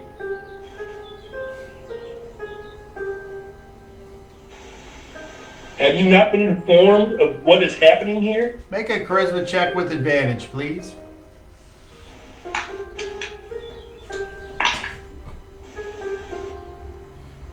Oh, advantage. 39.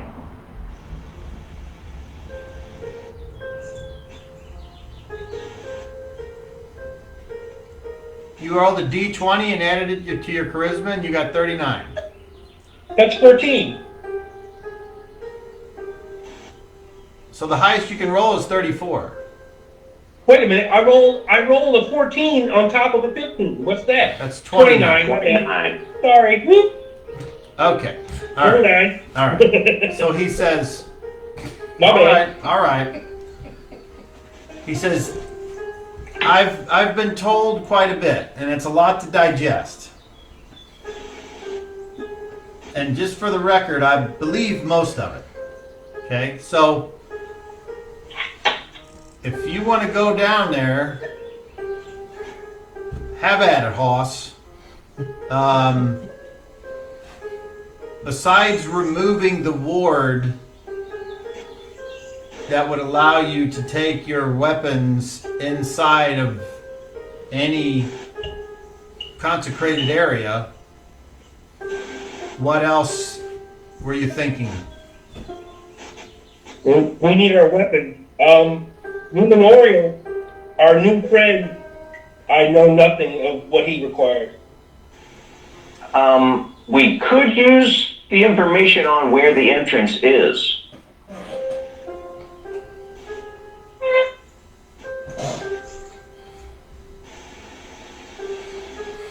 So, To be specific. where do you think it is? My thought was it's in the library somewhere because that's like in the center of the temple and the oldest part of the monastery. Well, I can't say you're wrong. I just showed up here. But that strikes me as not very dungeon-like. Well, Is there any other dungeons place? are made from many things. Is there any other place that, for instance, the classic, oh, don't worry about that because it's nothing thing? Has that happened to you recently? Yes. Mm-hmm. You know where I'm speaking of. Where? It was a small area inside the entrance to the main monastery where, in fact, a bunch of garbage was stored and smelled like death. And if we had been uninhibited at that time, we might have entered the dungeon at that time. I see. So, as far as We need to know the perfect entrance. well, obviously, if I don't know and you don't know, perhaps that's been hidden for a reason. So, if you're asking me where it is, I don't know. I asked for your But we need to glean that information somehow. Okay, so what you're saying is, tell me again where this is. Anybody? It was the, come on now, people, help me out here, because y'all went down in there. I didn't. One of them's dead. That's true. Reginald, you went down there and you smelled death. I did not. I went to the top of the steps. Pick was down in there. Somebody went down in there. Pick. I stayed at the bottom of the steps. That's okay. Well, that's where we need to go. And he looks at you, Pick, and he says, and did you smell this, what he's referring to? Oh, we smelled it, but everybody looked down there, couldn't find a door, anything. Did you look? Your Grace. Okay, so obviously, I mean, not obviously, you have two. It must have been COVID and Kmart. You have two answers. One is you looked and you didn't find it, or two, it's not there. But you're pretty sure that's it because it smells weird. And did anyone have an answer for that? Or did you even bring that up to anybody? The monk said that they used to put crazy people in there for their safety. And hey! That other chick, that tall girl, said that a crazy guy got put in the dungeon for his safety. So maybe she was onto something there. I want to talk to this Vanessa. How about that? Huh? But your grave, Abbot Patrick. Yes. We just asked for your permission to move here freely Okay, and to so investigate. you have it. Let me go get the guy that can do that for you. And he says, Chives, go get, what's his name? And then he looks it up on his magical device, because I saved that page.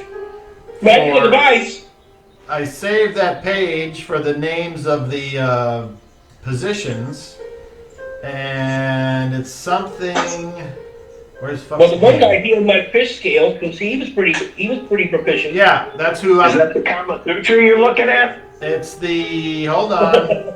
That's what he said. It's the. Hold on. Woo! Cloud No. with falling rain. Here it is. Anyway, Oh, the Infirmerer. Go get the Infirmerer. I mean, of course, one of the few monks that can actually call upon the blend that is touched is the one that can actually do the major healing. It only makes sense. In case you're wondering, I'm not blessed with supernatural powers like you are, Druid. So, Me neither. okay. my powers are I wish I was. It's So, natural. but let's go wait. Chives, go get the Infirmer. Bring him here now, please. So Chives closes his little book, sets it down on the chair, and leaves. So after he leaves, Abbot Patrick then looks at you guys and he says, Chives has been with me for a long time. If he's gonna turn, that's fine. He can fucking kill me. Whatever. He would have to be under somebody else's control to turn. He's not gonna. Okay. So I don't know if you've ever had anybody like that in your life, but that guy's it for me. So, matter of fact, if you want to tell, if you can tell Chives. I misjudged you at the first, and I regret that. You can I tell. see now that you are a reasonable man. You can tell Chives whatever you're going to tell me, and I trust him. So, but he's the only one. Any of these other guys around here, and that one girl that, whatever, I don't know them well enough yet. Even the Infirmer, yes, he can cast spells, he can call upon the mana, but that doesn't mean he can't be faking it, if you will. Anyway. So,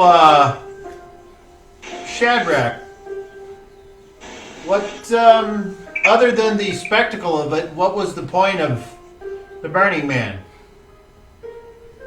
That was my remembrance of Covidius, and I returned, in my view, his spirit to the sky and to the earth.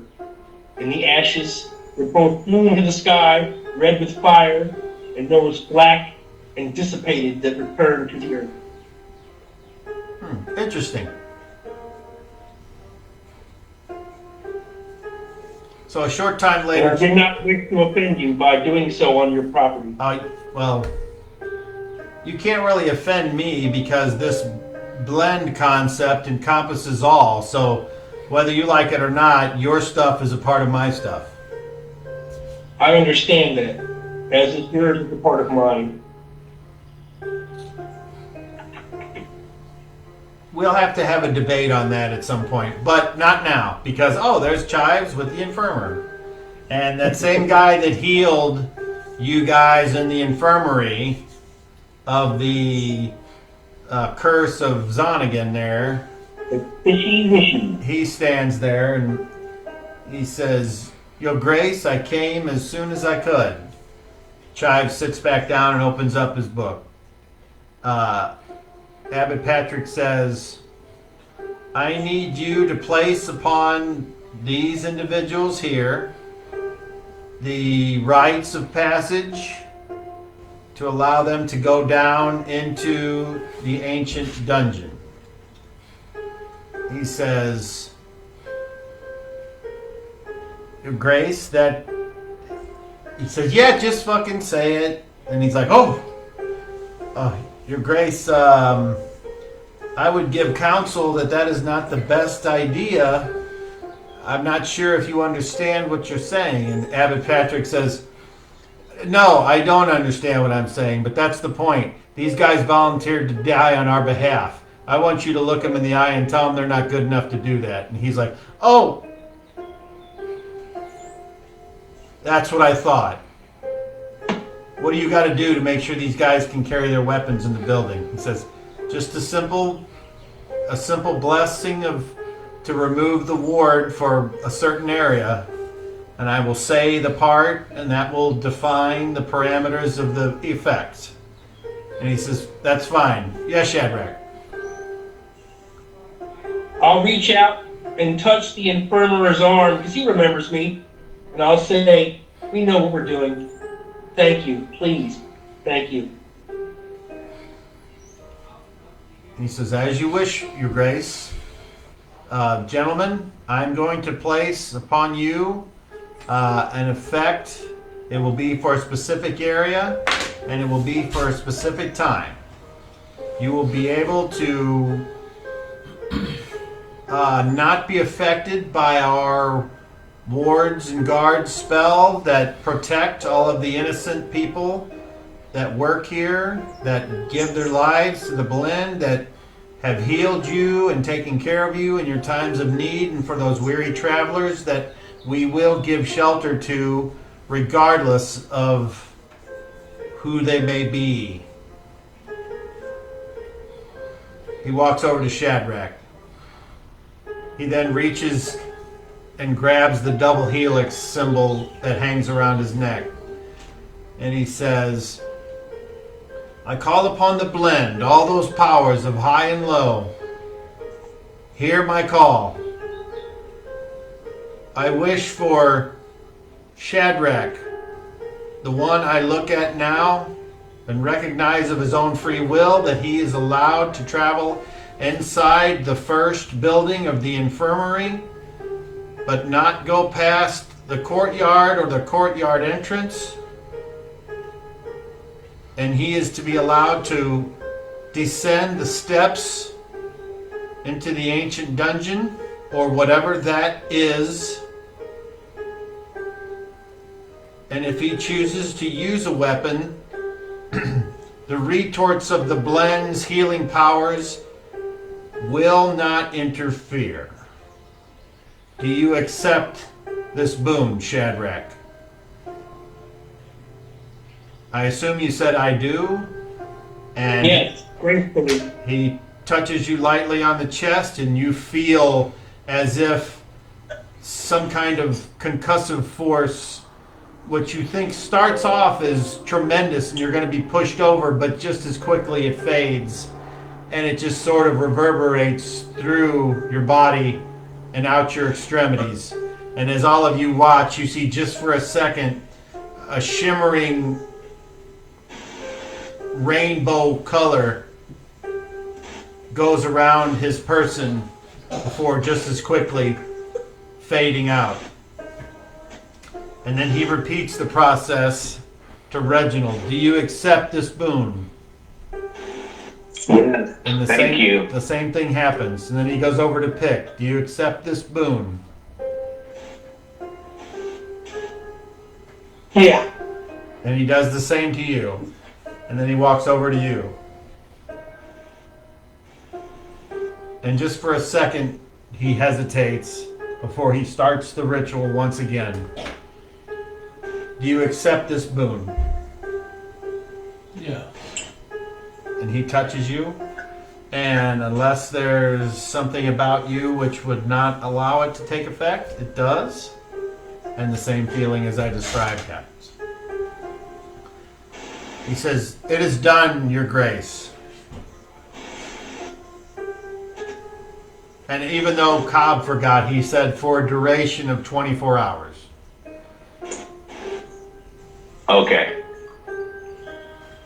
Yeah. So that was going to be my next question. Yeah, I fucked it up, but this character did not. No, that's fine. Okay, We didn't so know. the Abbot Patrick then says, do any of you need do you have any lingering ailments or wounds that the infirmer can take care of while he's present? I feel great. I open up my bag and say, everybody, take a good berry. You should all have at least 3 or 4 by now.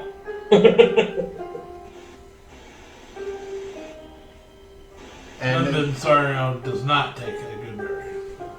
Well, I'll keep it. Abbot Patrick says, Infirmer, well done, thank you. Let us hope that your wisdom and your guiding hand, your hand guided by the blend, will give us answers this day, and these brave individuals will return victorious in whatever form that is. You're dismissed. And the infirmer does a low bow and then heads out. And then the Abbot Patrick says, all right then, let's go see this thing. And he gets up out of his chair and you see him reach over to the wall and he grabs a mace. It's just basically like a sawed-off baseball bat with a big round metal ball attached to the end of it. And he's like, Lucy, how long's it been? How long? That long? Well, I misjudged you, Patrick. I thought you were. Hey, don't interrupt me talking to my lady. You might get to see some action tonight, baby girl. Are you ready? Okay. He hooks the thong onto his belt, and he proceeds to go over to the door, and he opens it up, and he says, "Gentlemen, after you." I'm gonna need to put on my armor Let us prepare and and get my weapons out of the cache. stand ready at the entrance to the basement in the infirmary. Last time I went to put my armor on, you guys got attacked. So should we stay together, or I'll be right there, and I run. All right. Go put on my armor. Okay, so after anyone that needs to gather anything goes and gets what they need and puts on whatever it is they think they need to put on to save them, which is of course pointless, you all meet just outside the door to the infirmary. And so my question is, are you wearing anything other than your adventuring gear? And we'll start with Shadrach. Before we went outside, the Numenorial was there. I walked up to Numenorial, reached into my bag, again, held out my extended fist, and then I just kind of whispered a few words and opened it, and there was the fully bloomed flower in my hand, and I extended it to him. I take it. And I nod, and I wait for the others. He nods back. He puts it in his cloak somewhere. Okay.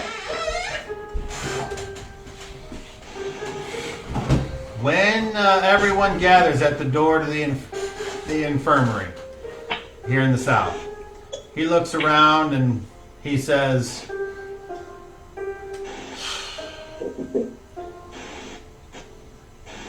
"Where's the horn?"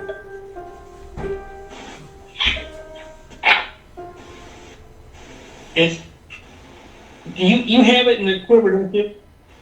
Pick. All right. I just Where's kind the of look at lantern? your pick and kind of whisper that.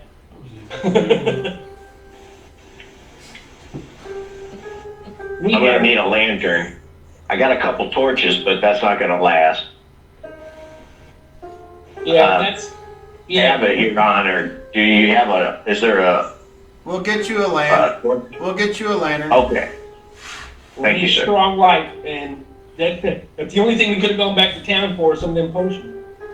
Look around in the dark. I'll have to figure out how to make those. All right. So he says, "Are you guys ready?" Mm-hmm. I'm as ready as I'm gonna be. He says, "Before we go in," he looks at Pick, and he says, "Do you have any idea what that horn does?"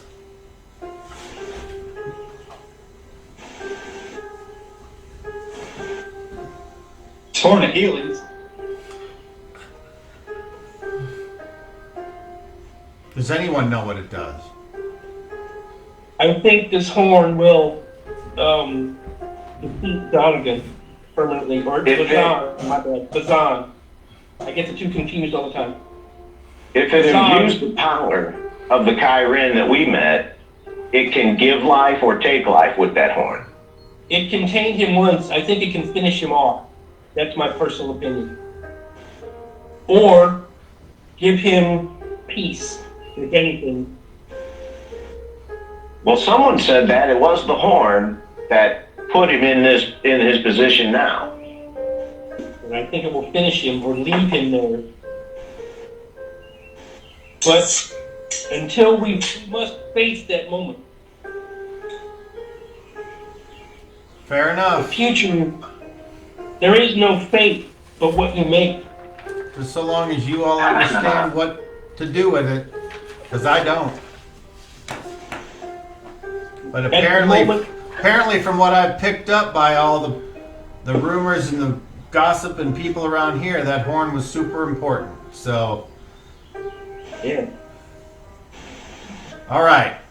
He opens the door and walks in. And then right on your right are the steps that go down.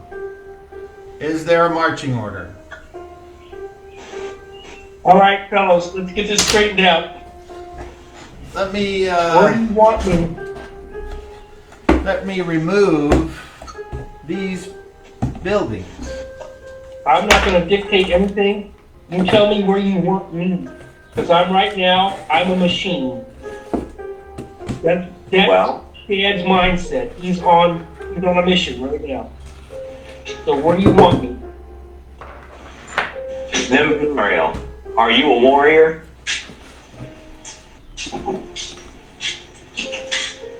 I am the. Or just a wizard? I am the Benorial. Are you a spirit? I am the Benorial. May I touch you? He doesn't reply. I reach out to touch him. I'm concerned about his motives. Why did Nemesis send him here?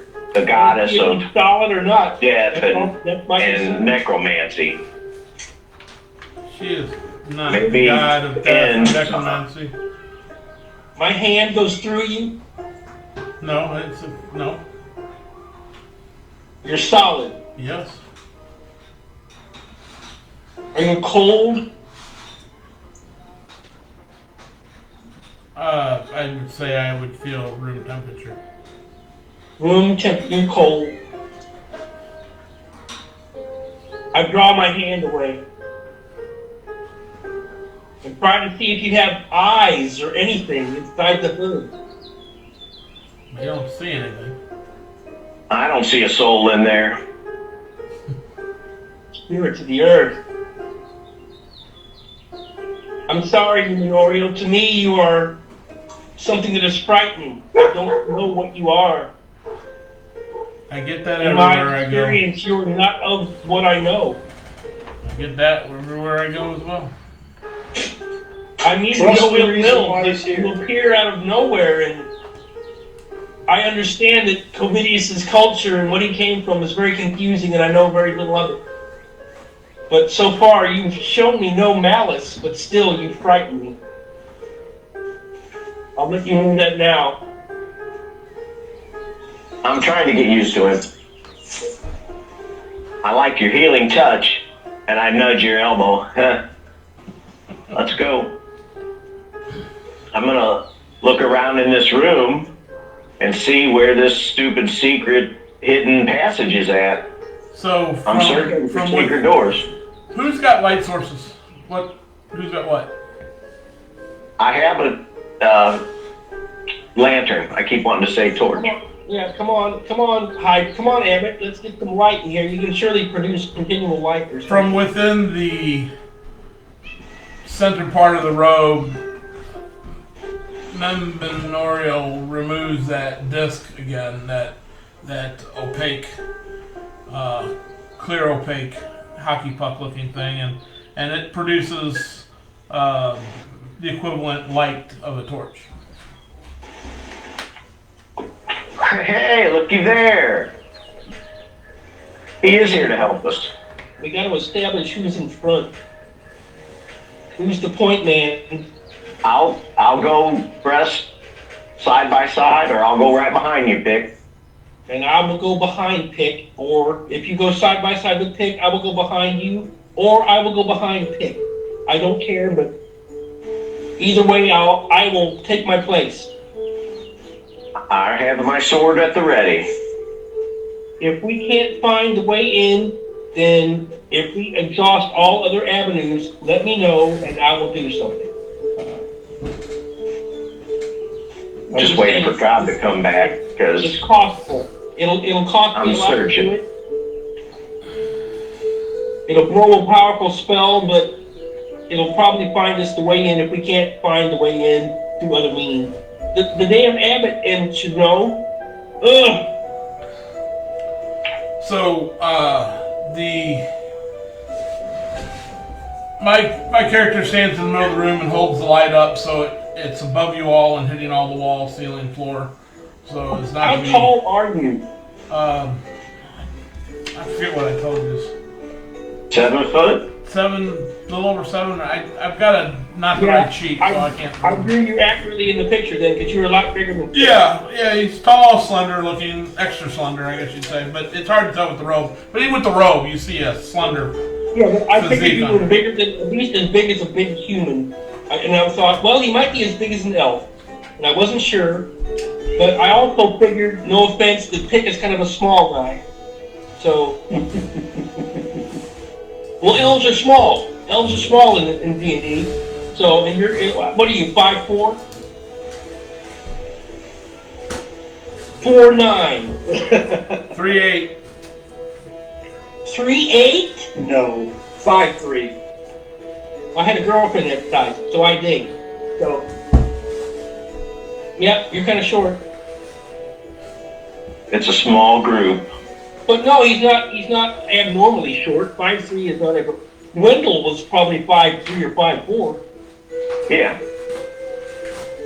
Because I always called him Bilbo Nolte. he was Nick Nolte and Bilbo Baggins' love child. Oh, I told him that. You love that. I told him it's not a He loved it. disrespect. I told him that. I told him he was a dirty baggin. I called him that when he was dirty. I got you dirty baggins. He was like, what?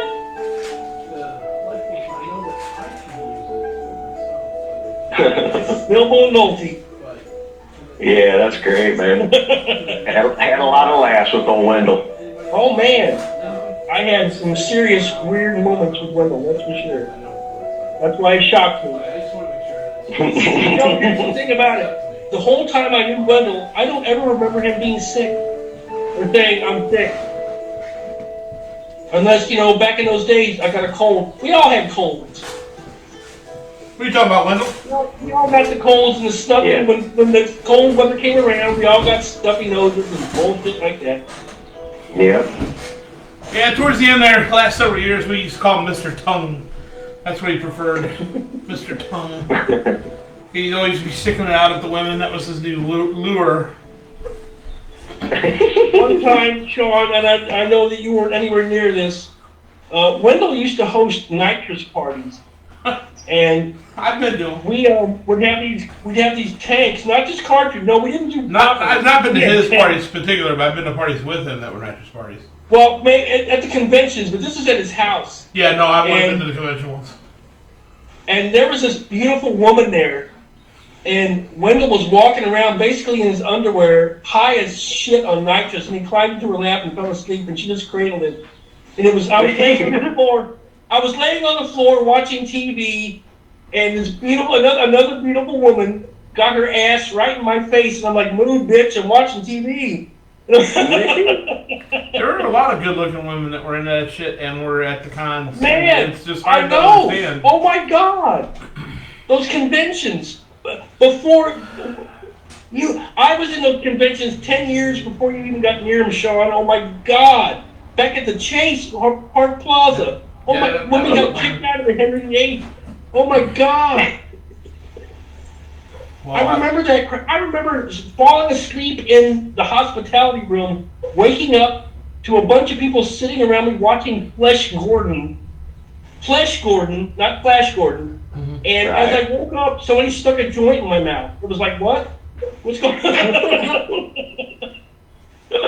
I was like 21 years old. I was like, what the hell is going on? Thank you, St. Louis. Thank you. Yeah. Yeah, I took over my position. I was asked to take over my position when we were down at Clarion.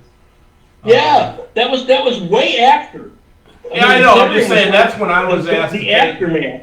That's when I was asked to take over the logistics part of it. They were taken away from the guy who apparently turned in receipts for $2,000 worth of hinges for the art show panels, but all we had was a box of old hinges, and it's like, yeah, we think that's something happened there. There's a lot of issues with the takeover. But I was at the Chase Park Plaza when the weapons rule was rescinded because this old Jewish couple got robbed in the elevator at Sword Point by a knight. Okay. I think you just told me that on the phone the other night because that's familiar. So I think you just told me that when we talked last week.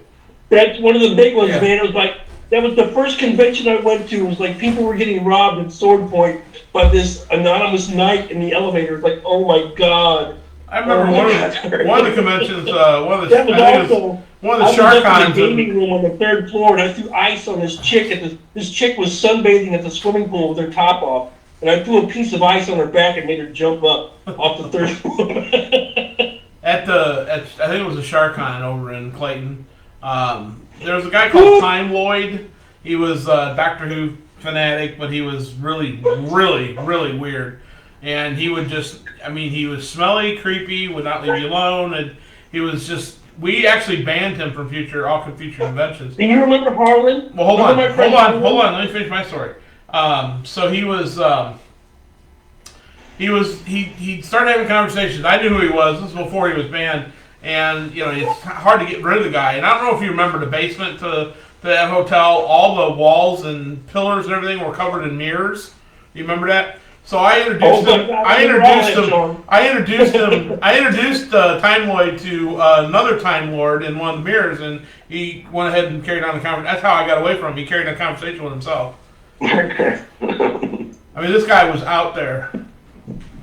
I just wanted to say real quick, we were all swimming in the pool, tripping on acid. Harlan, my friend, who did not trip on acid, was our person. And Time Lord guy, as you're talking about, came up and was like, hi. We called him Time Lloyd for some reason.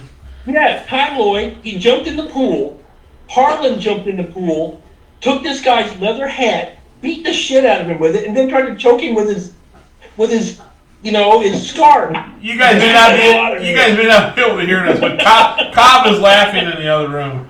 I think he's preparing something to put out on the table, but he's chuckling in the other room to your conversation. But still, no, that's also the time when everybody threw furniture. Did you ever go to the one at the tower that rotated? That's the Clarion. That was the Clarion at the time.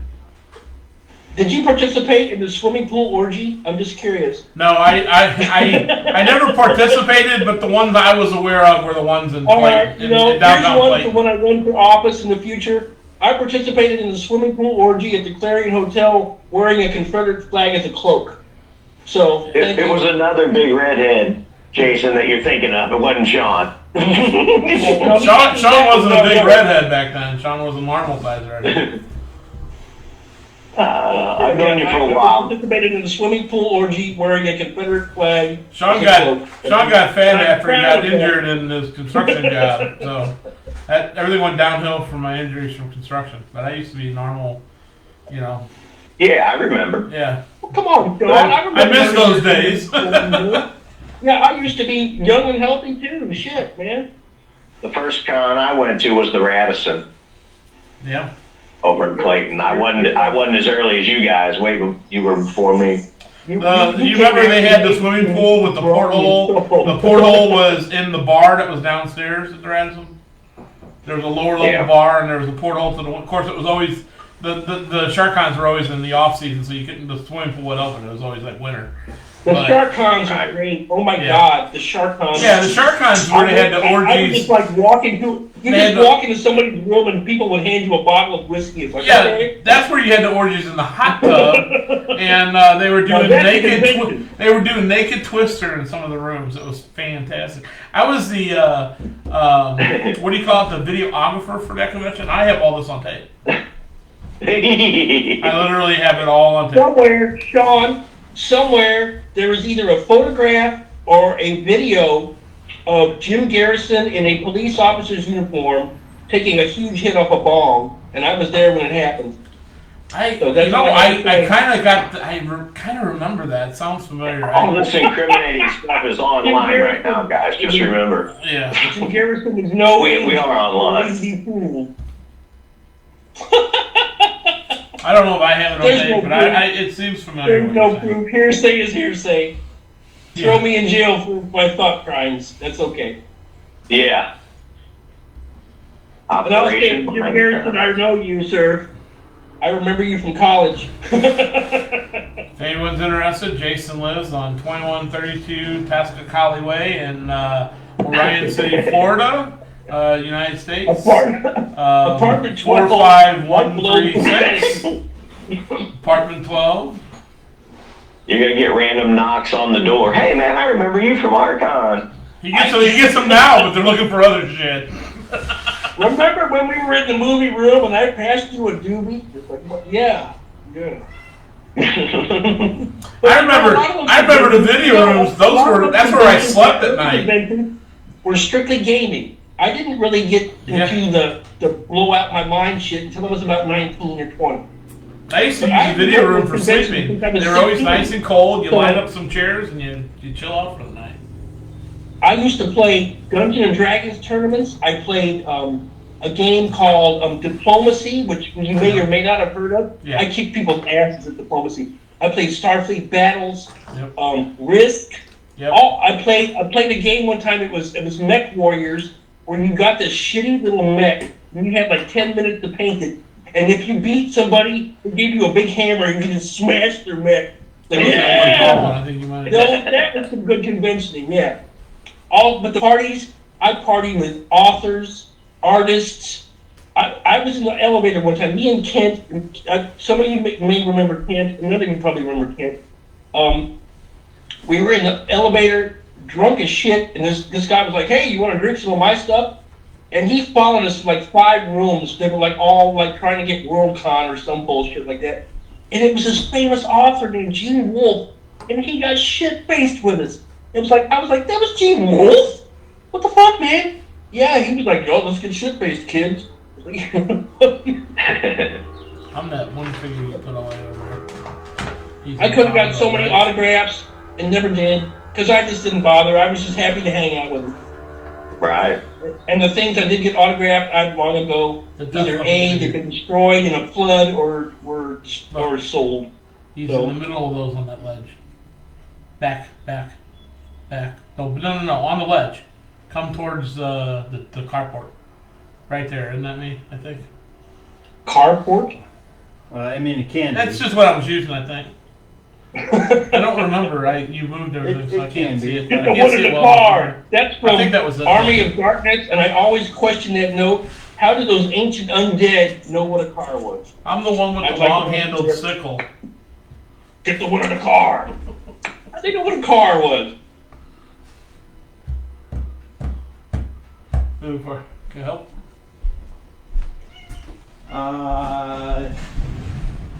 You could help, but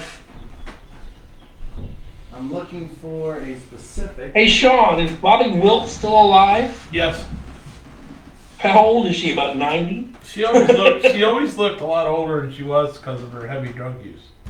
Well, And her early white hair, but she's older than I am, but I She's older than I with her. am. I haven't hung out with her in a long time. Really long time.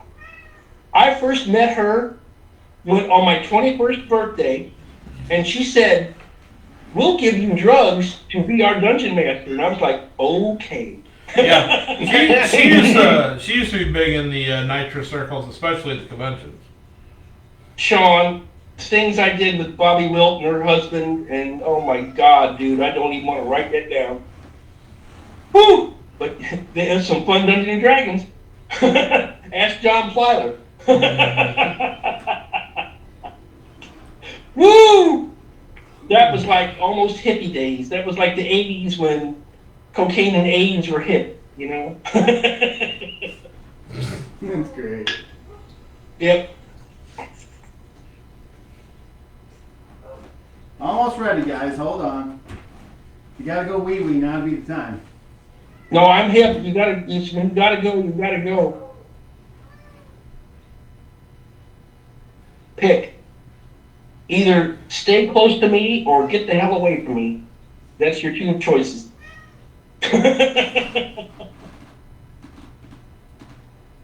If something appears, I'm probably just gonna lunge at it. So I was really hoping not listening, or he may be listening. I have a spell that, if I cast it, is called Druid's Rot, where a undead, a material undead, not a ghost or a specter, but it has to be like flesh or dirt. If it's 10 hit dice or less, must save versus death or just crumble. I'm ready. You better, yeah. That's a good one. I'm ready for the big undead. So I was hoping Tamark with his two swords would join us down here, but he has more pressing matters. I thought for sure you were leaving us there for a while. They decided to ignore me and not join us. So, well, as feeling as crappy as I was, man, I couldn't move my arms right. Out of game, I meant I've been trying to get Brad to play again, and he acts like he wants to, and he don't. And it's like, God damn it. Well, there you go. I think Brad would be a good addition. I think he'd be a great addition because he'd be pure chaos, I'm sure. Brad has always been Brad when it comes to gaming, and Brad will always be Brad when it comes to gaming. And that, but you know, you say that, Sean, and I'd love to play with him too. Problem is, he doesn't. He's worse than Garrison. You know, he doesn't. He's Me and in and out Brad too much. hung out for a while, and I got to know Brad pretty good. And we used to play Street. We used to get just ripped and play Street Fighter. It was great, and just go, run around and chase chickens on his farm. So yeah, I'm pretty good. I'm good friends with Brad, and I like gaming with Brad. So yeah, like the old classic Gaspar and what's his name? You don't remember? Yeah, that guy. Bartholantis. Bartholantis Crappadapis of the 5th House of Emeralds. Yeah, Bart and Gaspar were like classic friends. So Gaspar Faradman Xanadu. Some names stick in your head. I'll just let y'all know, for the last 3 weeks, I've been trying to talk Brad into playing again. He's like, I'll play. And he won't say nothing. It's like, come on, goddamn. So I've been trying to get a new player because I know people's dropping out and stuff. So I try. Yeah. Where's the young lady that used to play? What happened to her? Who was she? Well, which young lady? We'll go ahead, one young lady. I think you're talking about the last one. When Gaspar was playing, the pregnant one. The pregnant one? Oh. The pregnant elf creature. Oh, I thought you meant this last one.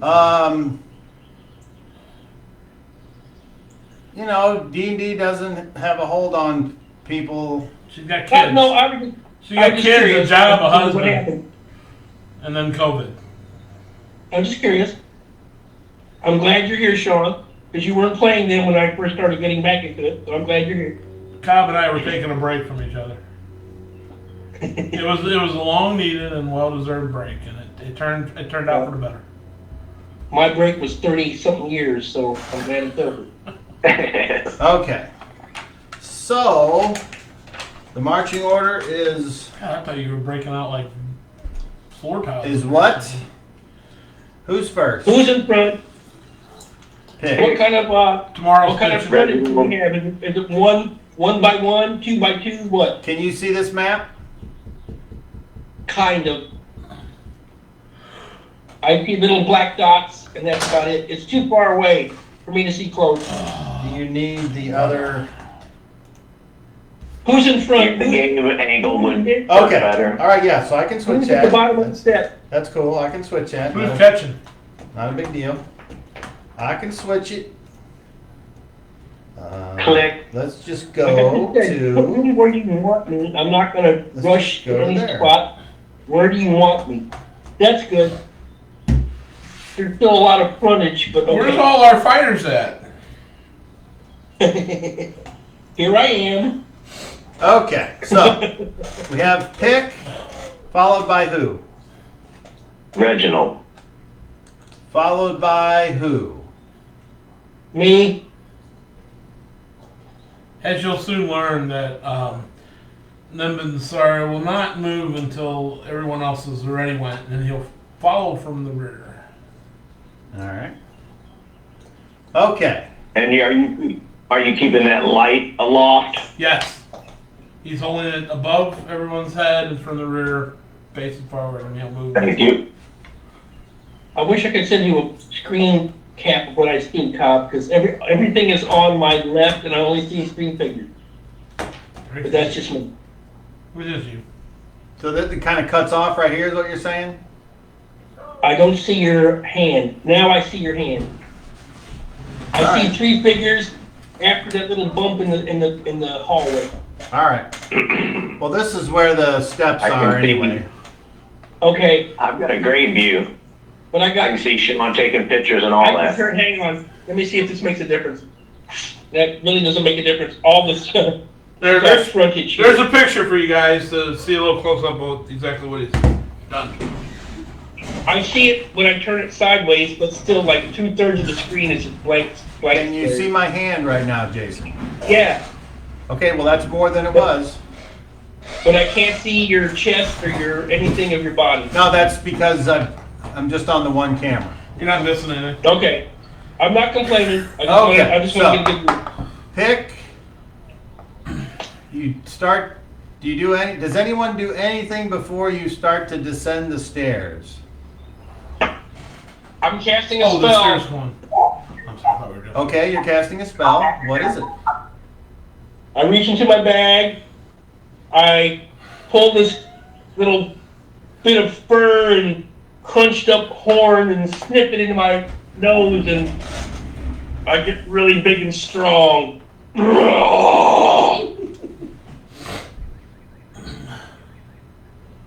And now my strength is 18. Woohoo! That's pretty great.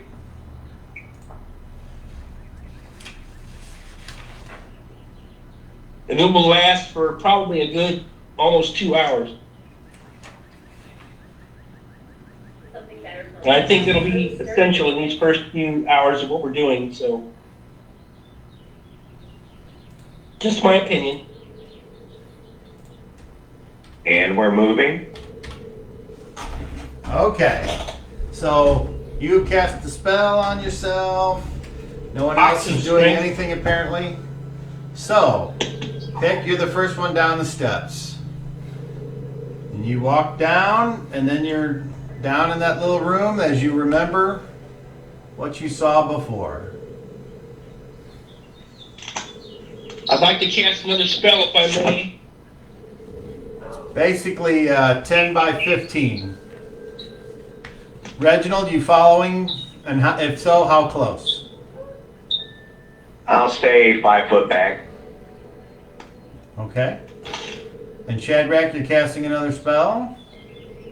I'm casting my Orison of Magic Sense to see if there's any kind of magical sensation of anything not beyond my own people. Or I should say beyond my own people. It will tell me if there's any magical power in the room, more or less. Well, right now you haven't even gone down the steps yet. Okay, I'll wait. All right. So Pick, you're down there by yourself. When using your infravision, you can see that this room appears to be the same. There's the same pile of refuse in the corners, coil of rope, some broken tools, all that, those wood planks piled up against the wall directly across from you, and the stench seems to be even more than what you remember.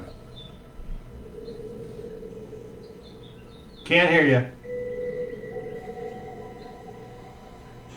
As I move farther into the room, can I determine where the stench is coming from and if it's getting stronger?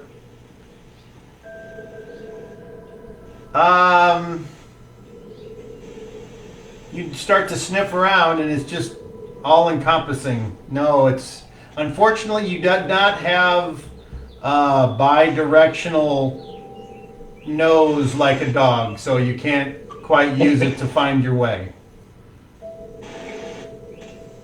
Okay, I'm going to go to where the planks are at Okay. and start my active search there for hidden doors. All right. Roll a d6, please. I'll move down the steps now. I rolled a 6. Okay, so you begin removing the planks and setting them aside. And upon removing the planks, you just see a dirt wall. And so you examine the dirt wall and you're looking for cracks, maybe a flow of air. You even grab you grab a little bit of dust out of your pouch and you kind of draw it across the area where you think the door is, but you don't notice any draft. And so you are unable to find any secret door there. Okay. And how big is this room? It's 10 by 15, not that big. What do you think, Vic? I don't see anything. I'll do the best I can to search the whole room. Okay, roll me a d10 and another d6. I rolled a 1 on my D10. And I rolled a 1 on my D6. All right. While he's doing that, Reginald, what are you doing? I say, hey, Shadrach, maybe you can sense a way. Can you sense if there's a hidden thing, or do you have a way to find out? Can't hear you. Clear the room. Clear the room. Let Pick finish. Okay, he's finishing up. If I'm you gonna wish step to look back. around the room as well, do so. Take every measure. But before I do what I do, make sure that you take it every choice. Okay. Otherwise, clear the room. Pick, you search All right, around I'll the rest search. of the room. You don't find any other secret doors. Any other? You don't find any. Well. You don't find any other secret doors, or any secret doors. Or? So what did I find? Or? You didn't find Maybe any. we should check the library. You're very sure with a roll of 1 that if there would have been something there, you probably would have found it. All right, let me try. Maybe you overlooked something. Okay, I know where? you're a professional. I'm just going to look around and see if maybe there's a crack that you missed, or so. Cobb, I'm going to search the room. Roll a d6. 1. All right. God damn it! You search the room, and you're certain with that roll that there's no secret door down there. Yeah, man, I got to agree with you. But then suddenly you hear something coming from straight across the steps. That wall that Pick removed all of the boards. And you turn and you walk back over there. And you You swear you heard a sound coming from this wall. What do you do?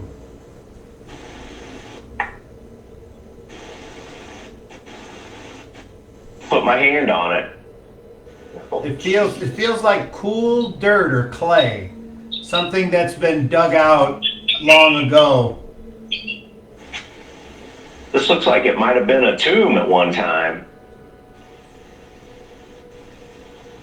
I What? can't hear you, Shadrach, if you're saying something. Do what you gotta do. I'm behind. Ugh. I've already done what I can do. You Clear the room. I go back up the steps. hold on.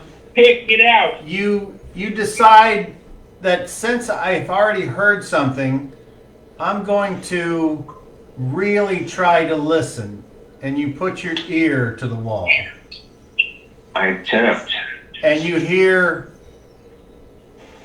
what it sounds like a groaning. Very faint, just at the edge of your possible hearing.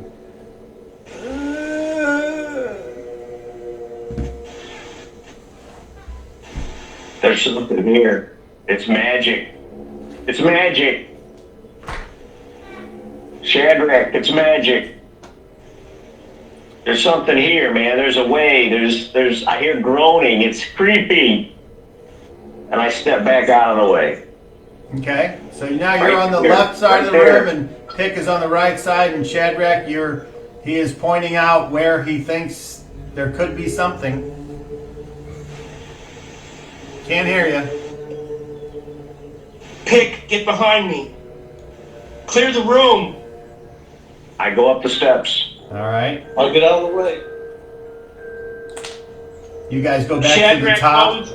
Hold on, you guys go back to the top of the steps, or does anyone hang around so they can get in the blast area?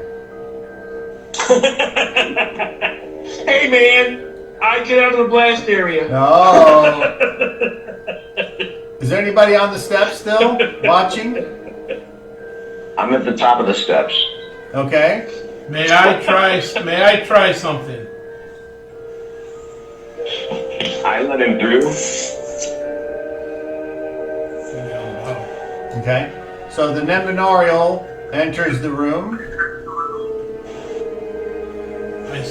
Put my left hand out, my black hand goes out. I didn't detect undead, 140 feet. It will go through walls, just not solid stone or. Will you step up right next to me? Metal. Yes. I put my hand out and I'm looking straight ahead. Because I was extending my hand towards where he was pointing, the dirt. All right, so you're both. What are you doing, Shadrach, at the same time? I'm casting a spell when I can. Well, you. Jason, you might not have heard I had asked if I could go down and try something. The others moved out of the way so I could go down. You might not have heard me ask that. Go for it. All right. Shadrach will step back. Okay. He's seen what you can do. All right. So you extend your hand, and you start to coalesce your thoughts about the power of life, and if the power of life is missing in a vessel, the power that would remain, that would somehow animate or keep alive that which is not positive. And about 60 feet behind this wall, you get the faintest faint ping of undeath. And it kind of throws you off, because if something's that close, you should be able to get a clearer reading. Just so you know, But- it doesn't give direction. It indicates direction by direction looking, but does not give specific location or distance. Yeah. So you know. Okay. It must be perhaps the terrain that you're in, or Sure. the holiness of this area, or perhaps it's just a different kind of thing. but you're getting an Okay. before now form of this detection. I say out loud, I say, in this direction, the dead live again.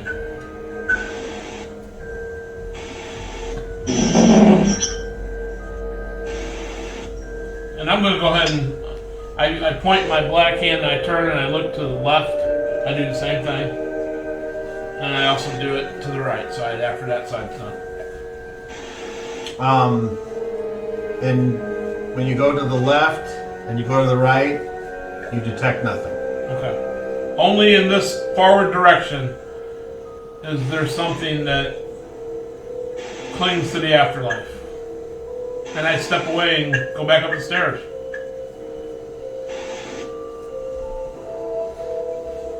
Not what I wanted to hear. Fine. So I turn my picture around. Hang on, I'll be back. What'd you say, Reginald? I asked Nimbinarial, what did you find? Jesus. There appears to be undead directly in the path, and as I point, their undead is directly in that direction. I knew I heard a groaning in there. Jason, Yes. turn. Turn. Turn. Turn your tablet. Turn. Turn your tablet or whatever. Whatever you're viewing, yeah. There you go. Yes. And that'll actually give you more of the board, like you said. No, but I know where I was. Nothing has changed. So my phone just got reversed tonight. I was like looking at my feet.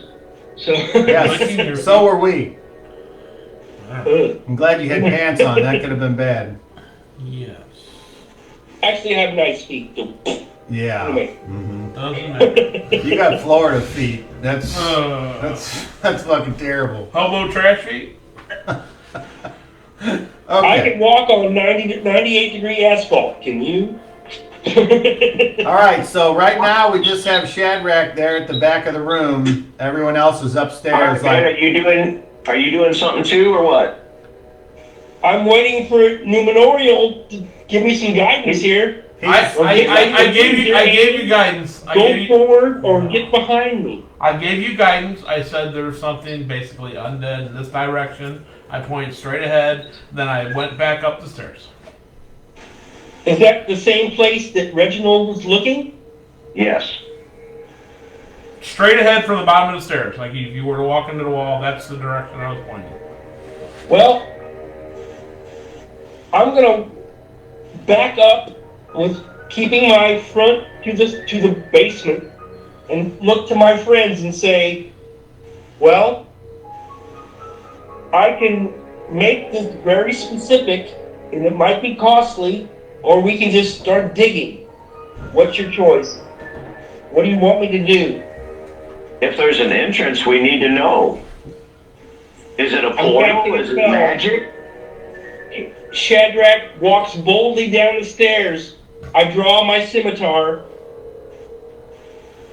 I say, Tabat, Tavam, Asi. And I again cast That Thou Art. Or if I must roll a dice, I will roll a dice. But I'm going to sense where there's a passageway. If there's a passageway that's been used, a place of evil, it will tell me. It will center it for me. And we'll know at least where to go. Beyond that, that's the best I can do. Jason, check your messenger. I sent you a picture. I'm hip. Let me look. And so everybody knows, as we move on, I'll send you current close-up pictures so we can get a better idea of what we're doing instead of being up close.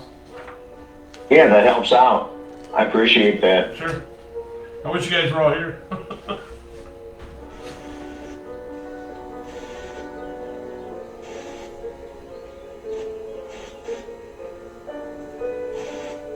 Just let me know what my spell reveals, Cobb. Or if I have to roll a die to get a result. It's not like it's phone that This way. is a powerful spell, I gotta admit. For third level, it's a powerful spell.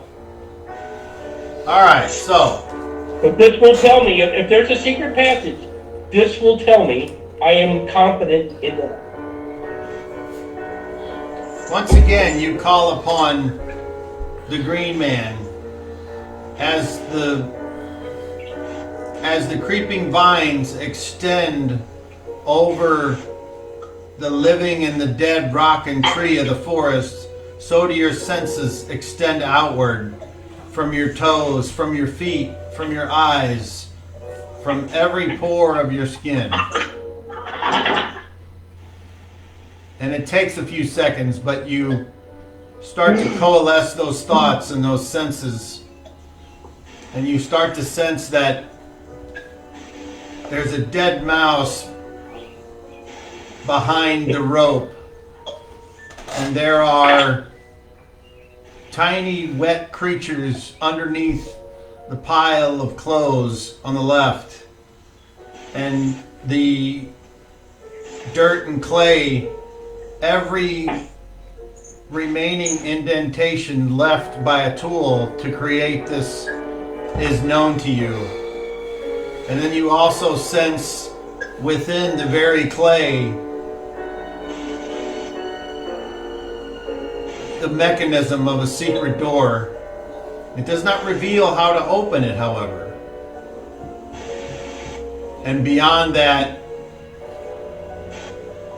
darkness. Not rock, but darkness. Shadrach falls to his hands and knees, gasping, puking maybe, snot coming out of his nose, and he points to where the secret door is, and he says, "It's there. It's there. It's there." And then collapses and waits till somebody comes down the steps. I'm there at the steps, and I'm like, "That's what I said. Are you okay?" When I get up, it's there. I don't know the mechanism, but it's there. The entrance is there. It's for certain. The entrance is there. My mother's Skell, the entrance is there. I'm going to search for traps on that wall. But I dare say it's trapped. There's a way to open it, and if there is a way to open it, it must be trapped. Well, I'm going to search that wall for traps and see if I can find anything out of the ordinary in this dirt. Roll your Be fine. careful, my brother. Roll your Be fine careful. traps. Don't touch anything. It's a 10 by 15 falling block.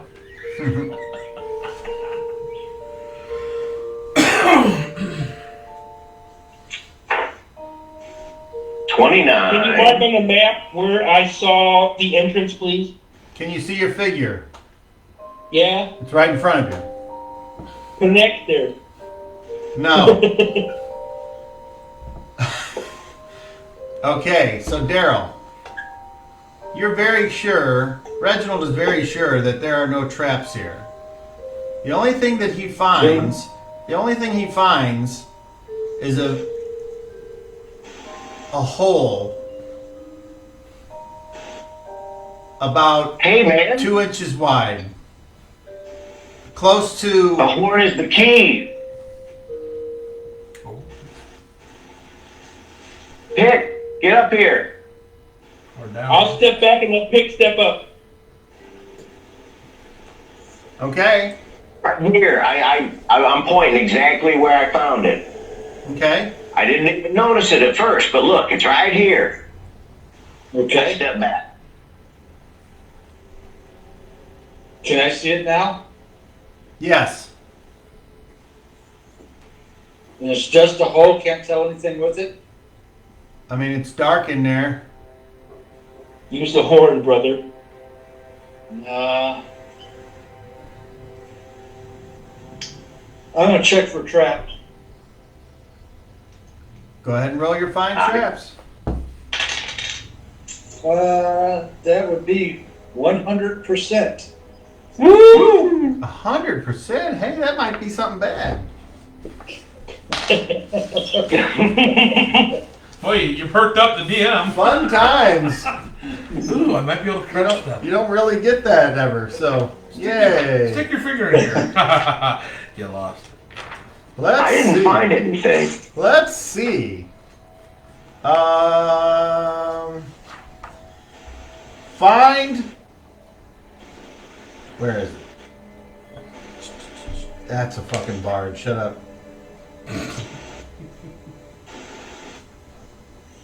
Hold up. Okay.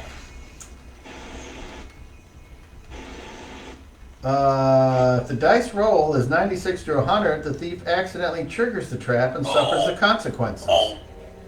Okay. So. You got your wish, Daryl. You got your wish. Now you can play the Monday. Okay. You're looking for traps. And you're kind of looking around, and then you start to examine the hole. And you're looking for something that like can poke out or slam shut or crush a jumbie, anything. Crush a jumbie. And as you are kind of getting up close and looking, and you got one of your little eyeglasses out, and you're looking even further because you're like, I have infravision. I should be able to see maybe something. And you get up real close. Nothing happens because there's no trap there.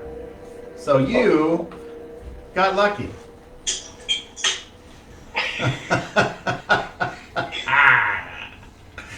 You may now change your... That's how you find out. They say F around and find out. That's how you do it.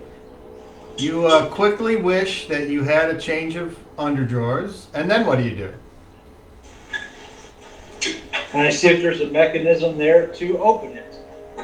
Well, the only mechanism you see is the hole, and that's it. It's the horn, man. I'm nudging you on the shoulder. Try the horn. Put it in there. I'll go. It's got to open it. I'll reach into the quiver and think of the horn. Okay. Your hand something materializes in your hand. And you go to draw it out. And it is the horn. I need Pick to roll a d12, please. I'm sorry, not a d12, a d6. It's worse. One. Oh no! Oh! Nice! Oh! Pa pa pa pa pa pa pa pa pa! Okay. I know where that bird came from. I know. So Pick. What do you do with the horn? Stab the monkey in the eye. Horn. You go and slide it in the hole. Okay, there. No reason to do the shocker on the fucking secret door. But do you jam it in? Or do you talk it up and be gentle with it? Is there a little English there? What's up, man? His wife's in the back. Do you put your thumb under the bottom of it and kind of... No. Like the pink and one in the key ring. Okay, so the horn slides in effortlessly and it goes flush. And then you hear something go click. And you realize this is probably it. You're going to die, Pick. You need to save versus paralyzation.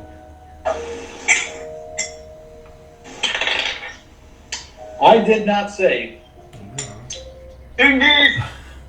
Well, lucky for you, there was already no trap there. Because suddenly the door, a light starts to go from the circle, from the hole, and it starts to spiral out. And it appears as if a double helix is twirling and coming into view on this wall before it cracks open. And it opens in like a double door fashion with the horn falling to the ground.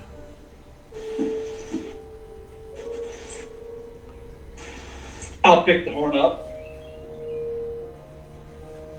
Back into the quiver. Okay. Step back, Pick. Perfect. A sound utters as the foul stench of death comes into the small room, and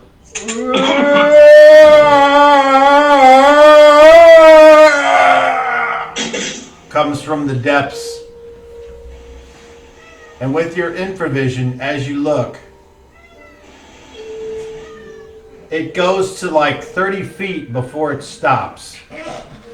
And you realize that either your infravision is failing you or something is blocking your infravision at that point.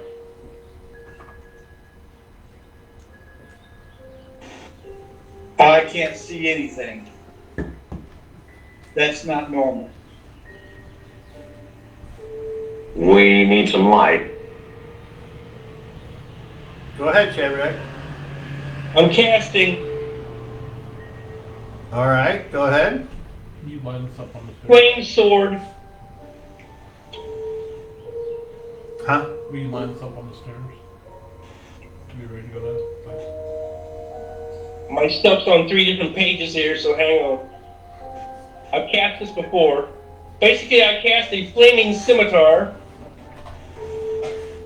And I would imagine it gives off some degree of light. Okay, so apparently the secret door is open. Who's going in? Is the abbot still with us? He is. He's behind Shadrach. I have Okay. flame sword cast. I draw my Like sword. I said, I don't know how much light that gives, but it should give some. That flame blade. Flame blade. I imagine it gives at least torchlight. It doesn't function underwater. Flame So I have a magical blade. flaming scimitar. So whatever light the magical flaming scimitar gives me, that's what I got.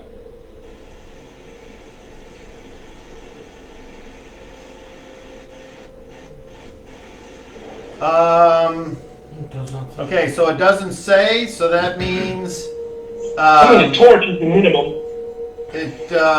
I'll give it where it lights up the 5 feet around you. That's it.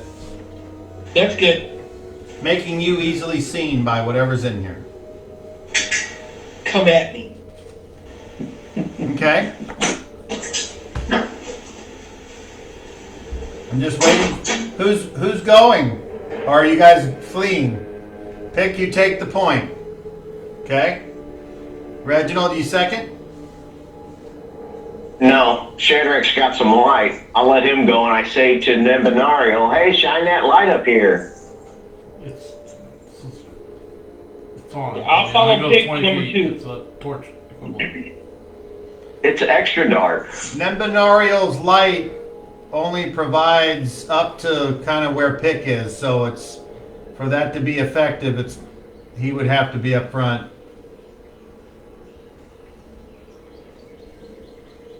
If he wants to be next to me, that's fine. If he wants to push in front of me, I'm not going to stop him. No one's pushing. The abbot has a lantern. I follow Shadrach, Pick, and the then minute you feel threatened, fall back and just let me know. All right, Pick, are you proceeding? Okay, so when you enter into this secret passage, you know, there's probably not going to be much getting used to the scent, but you do the best you can. Try to cover your mouth with your sleeve or your shirt, and it's as if death itself has shat out a baby and then ate that dead shat baby and then shit that dead baby out again and then ate it again and then threw it up and then shit on it. So it's pretty fucking bad. and you walk up until you can no longer peer into the darkness. However, as Shadrach, you're following Pick. Pick, will you walk into the darkness, or do you have some other type of light source that you'd like to try? My infravision's still not working. It's like you've come to a wall of darkness. Shit. Damn it. Damn it! I'm going to stop and tell Shad, I can't see a thing. Something is wrong. I need time to think. Something that's evil. Yes. You do see, though, that the lantern that the abbot has, even though he's in the back, whenever parts of it can shine past you, it does tend to illuminate what the light does touch. So theoretically, either he could go up front or one of you could take the lantern if you still wanted to be in the lead. I can't affect the light anymore, but I'll take the lantern and they'll give it to me. Well, I'll take the lantern. That's fine with me as long as helps me see. Pick, just be careful. I don't want you to get like just torn to shreds out of the dark. Understand? Okay, so If you want to take the lantern, that's fine. I'll take it if you don't. That's fine. Abbot Patrick will pass the lantern up to Reginald, assuming that Reginald is going to pass it up further. So Reginald passes it to Shadrach, and then Shadrach passes it to Pick. And now Pick. And now can you see it? Now you can see.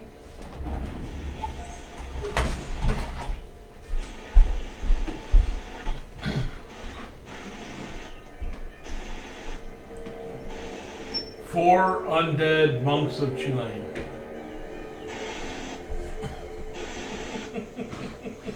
Yeah, the other cave was bad enough. We're already just creeping right now. Chicken shit. I'll put this a little closer to the camera so you guys can see. Okay, well.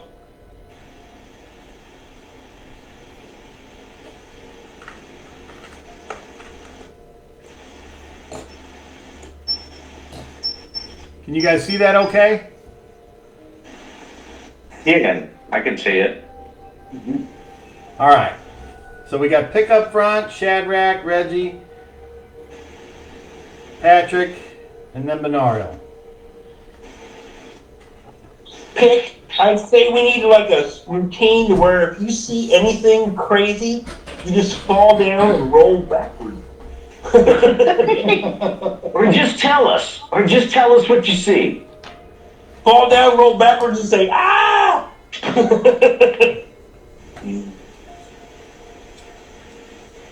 Well, I haven't seen anything yet. Let's move forward slow. We're right behind you. We already know we're walking into the jaws of death, so let's not pretend. All right. But I don't think our minds are going to be so disturbed. In this cavern-like room, it's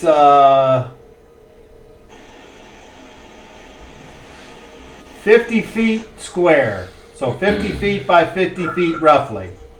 Right in the middle, the lantern light shows an entity surrounded or caged, if you will, by some type of opaque material up on a pedestal. And as the light shines and fills up this area, the thing turns and starts to groan. I need actions. We'll start with Pick. Shadrach? I found something. Duck and roll, duck and roll. I need actions. Pick. You're first. Attack. Shadrach. Can't hear you. Sorry, I will hold my action unless I'm attacked. Reginald. Attack. Abbot Patrick says, I will cast a spell.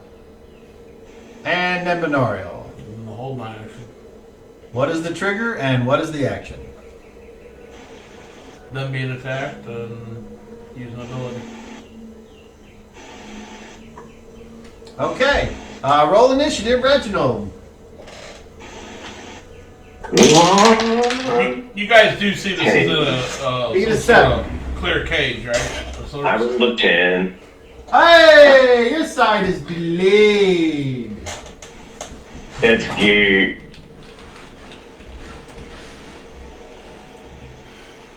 We're like Great Britain in World War II. We just get tougher. Every time we get our ass kicked, we get tougher. That's Great Britain. Every time they lost a major battle, they came back and just destroyed whoever kicked their ass the first time. I like your enthusiasm. Another picture sent, guys. I can name you a dozen wars where the first part of the war they got just trashed. The second part of the war they came back and just annihilated whoever trashed them. Okay. So your side is delayed, That's not which the is strategy, unfortunate. but it does get you there. So, in a 30-foot radius, I will need you to make a saving throw. 5, 10. I think you need it. Oh, okay. Does it? There it is. Alright.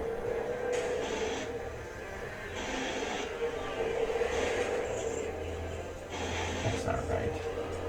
It's 5, 10, 15, 20, so 30 would be the that line round. Who has to roll, man? Okay. I don't know where it's centered, but yeah. Pick Shadrach, Reginald, and Patrick. Make a saving throw versus spell, please. If you have a magical defense adjustment on your wisdom, you would add that to your roll.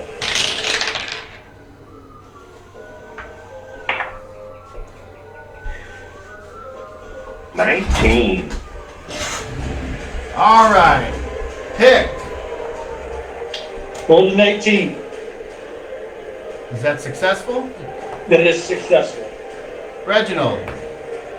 19. Success. Shadrach. Can't hear you. Grand total 37. No. All you're doing is rolling a d20 and trying to meet or exceed your saving throw number. 19. That should do it. That's a success, okay. Unfortunately, Abbot Patrick rolled a 3.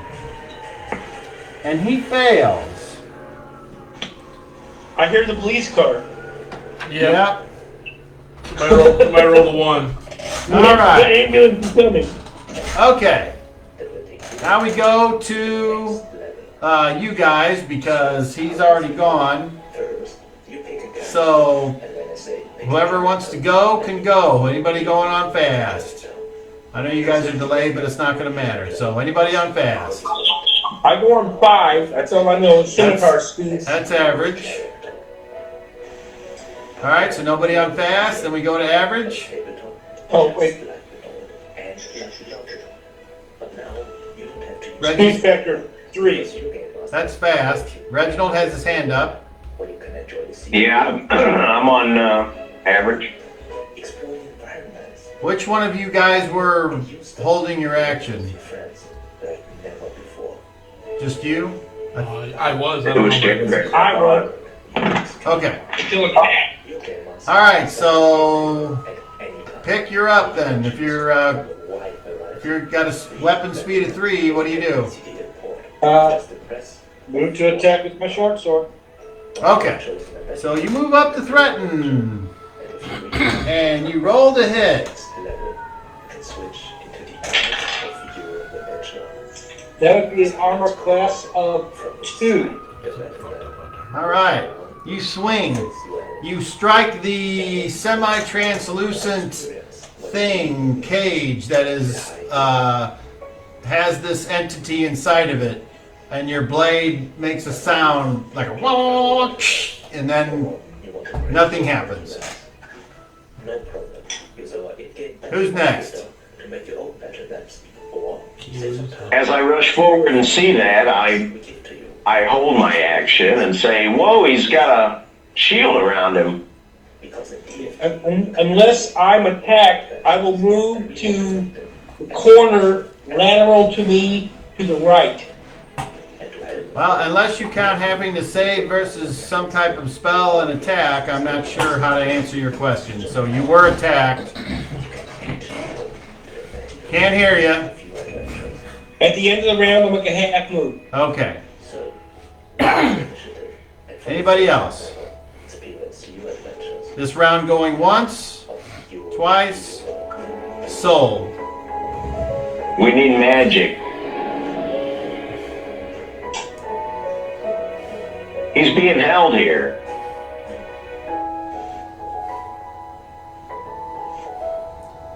Abbot Patrick.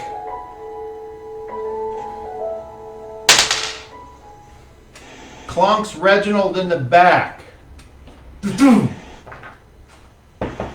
Hey, are you feeling okay? You can see he's got, he don't look right. His face is contorted. What the fuck, I don't man? know. It's like an infomercial. It's a dummy is. There's probably a better way to stream music. I just don't know what it is, and I'm not going to pay for fucking Spotify because they do commercials too. So, Okay. Abbot Patrick appears to be under some sort of spell. Hey, man. And he hit you with his mace for 2 points of damage. And you need to save versus paralyzation or you were knocked prone. Oh, that's not nice. 19. That's a save. That's a save. All right. Eyewitness is correct. Yes. Okay. So, we go to the next round. Actions. Whoa. Oh, you want to take a half move. in That's the right. round Where do you want to go? towards the right corner. Like here? Yeah. Actually, towards the back right corner. Same side, just to the back of the room. 1, 2, Point. 3. This? Yeah. Back there as far as I can get in the half move. I have a plain sword, just remember. All right, that's as far as you can get. All right. Next round. Actions. Pick your up. I'm stepping back. So just a move. Yes. Okay, Shadrach. Is there an obvious barrier around this person? Yeah. I will try to strike the barrier. I will move to strike the barrier. Okay. I have my weapon will has extra damage against undead if that makes any difference. All right. Reginald. You are being attacked by Abbot Patrick. I am attacking. And the Memorial. At the moment, I'm nothing. Observing at the moment. Okay. I'll be back. Hang on. Pick. Roll initiative. Need a 9. 6. All right.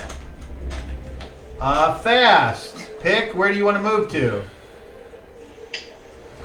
I'm going to move 3 steps back. Okay. You do. Reginald.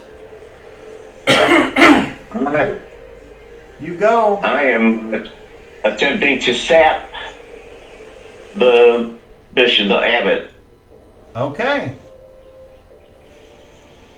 Roll with to the hit. hilt of my sword.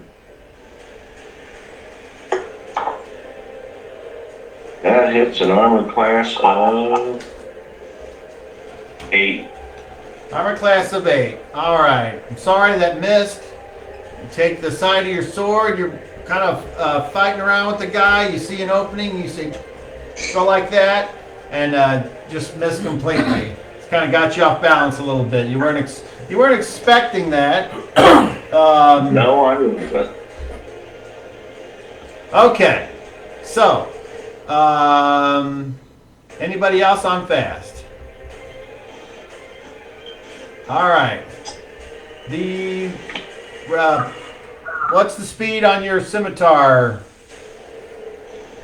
Shadrach? I'm angry. Okay. It's just a flame sword. So, on the loser's side of fast,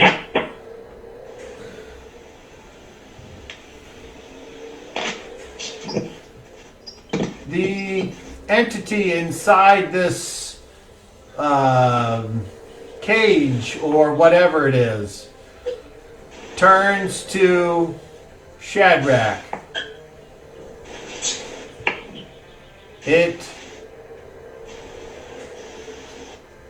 Its arm falls to the ground inside of this cage. And it stares directly at you. And with its other arm raises its arm, and it looks like it's kind of a bony arm, and it points its finger at you, and a sickly pink ray comes out of it. You need to save versus spells. If you have a reaction adjustment on your dexterity, you would add that to your dice roll. You turn the character so it faces him. What'd you roll? I rolled a 3. I failed. Oh no. Okay, so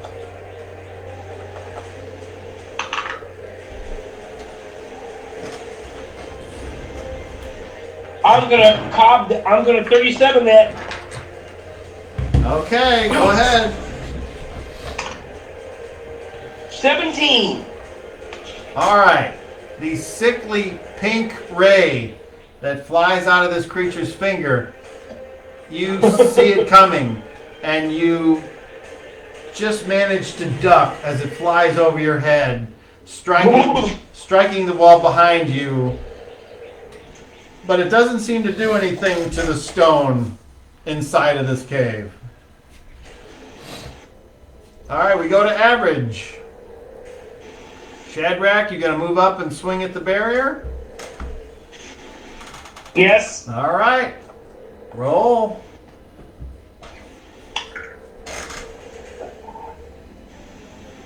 I hit armor class 17. No, wait a minute. That's what I rolled. Hang on. Armor class 3. Okay. You take your flaming scimitar, and the sound of it crackling through the air, and the flame, it hits off of the cage, once again making a little bit of reverberation in your hand. But unfortunately, nothing happens. All right.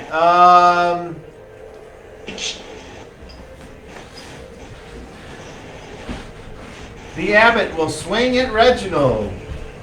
Oh, god damn it. Oh, he misses horribly. He hits an armor class of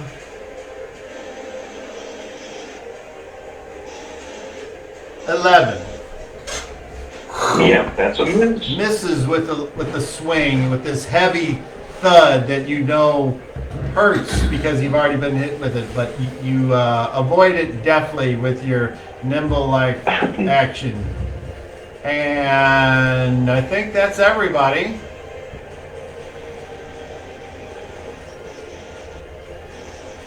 And does anyone else that hasn't moved want to take a half move at the end of the round? I'll take a half move back towards my people. Would I notice what's happening between Reginald and the abbot when I moved back?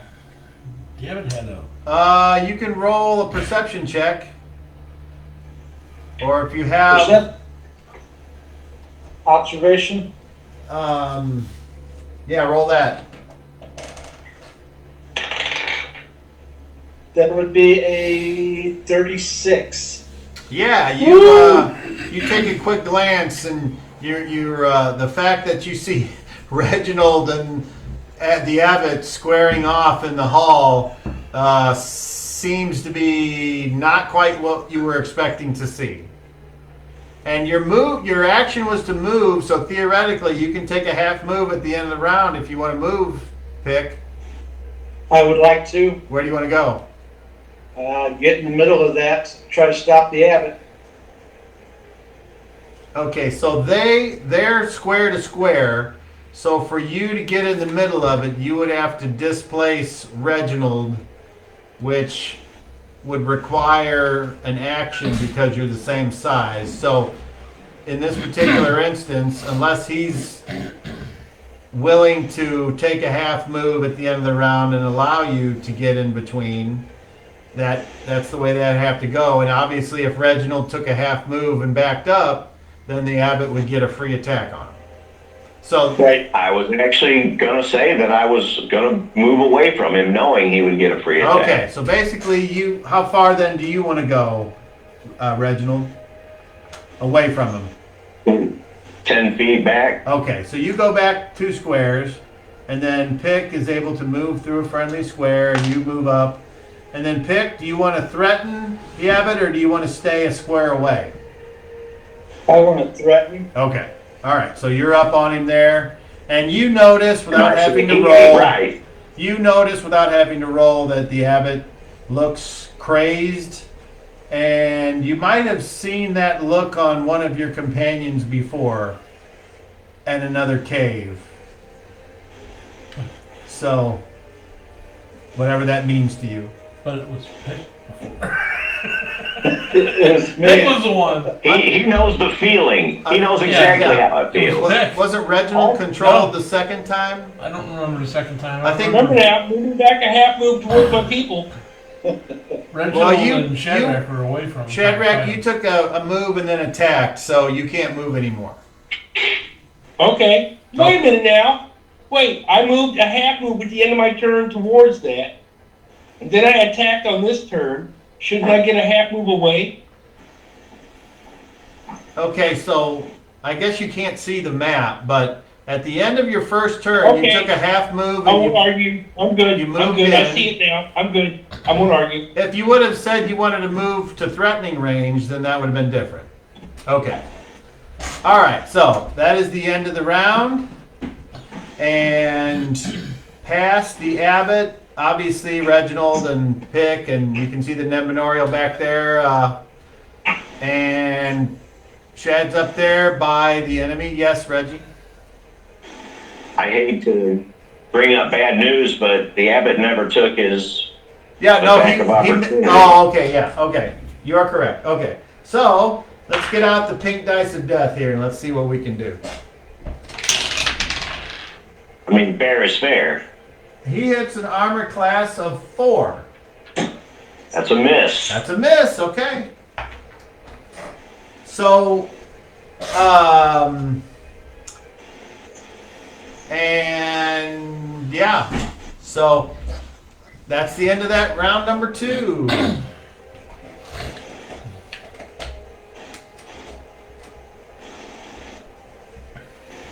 We go to round 3, action, Shadrach. Can't hear you. I'm moving back towards my people. So your action is a move action? Yes. Okay. Reginald. I'm gonna search for traps on the cage. Okay. Pick. I'm going to attack to subdue. And then Memorial.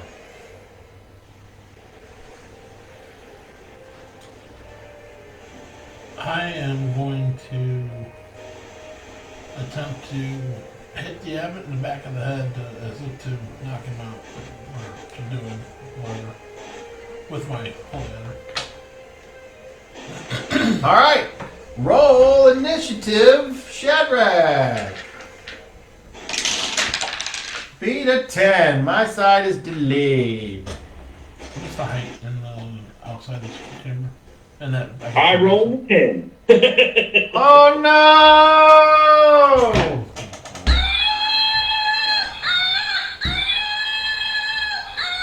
What was your question? What's the height of the room we're in? Like 20 feet. 20 feet? Really? Okay. Okay. Yes, it seems odd that it would be that tall, but you'll find out why here in a second. Oh. All right, Shadrach, roll another 20. Let's see who this happens to. Beat a 11. Can't hear you. Roll the 5. All right, so it happens to my side. Natural 20. Lose half your forces. Okay. Okay. Roll a d6. A 4. Okay. Wow. Okay. So, as Abbot Patrick and Pick has moved up to threaten, and he takes a swing at you, and you go to hit him back, and then he swings at you, and you take your sword and you put it up to block the blow, and the mace breaks and it falls to the ground, and he now does not have a weapon you can see. And that's what happened. So now we go to fast. Anyone? All right. So we got a weapon I'm speed. moving. What's my deal? Well, first of all, actions go before movement, and I will read to you all what you're trying to do here. Sap. If you're trying to hit them in the head, it's a sap. If you're just trying to damage them with subdual, that is not a sap. So, But the effects of a sap is to... a sap is a type of called shot. It has a one-phase initiative penalty, and the attacker has a -4 penalty to hit.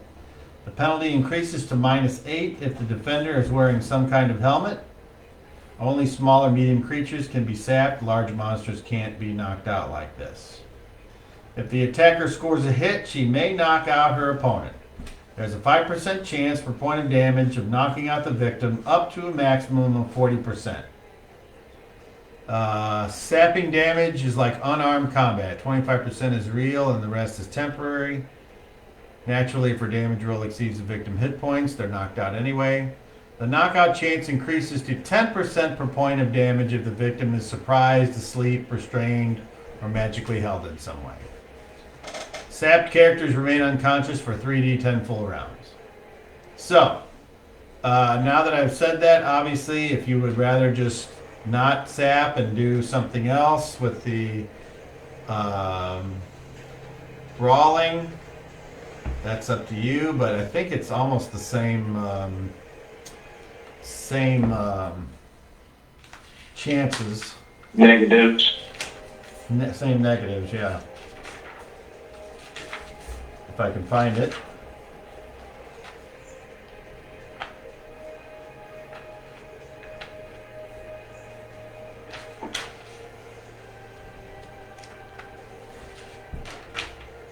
No, not there. Not there.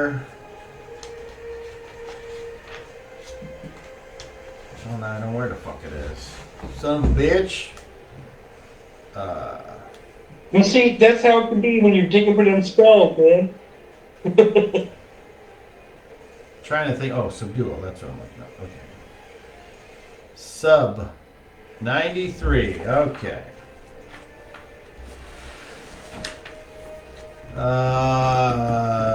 What the fuck?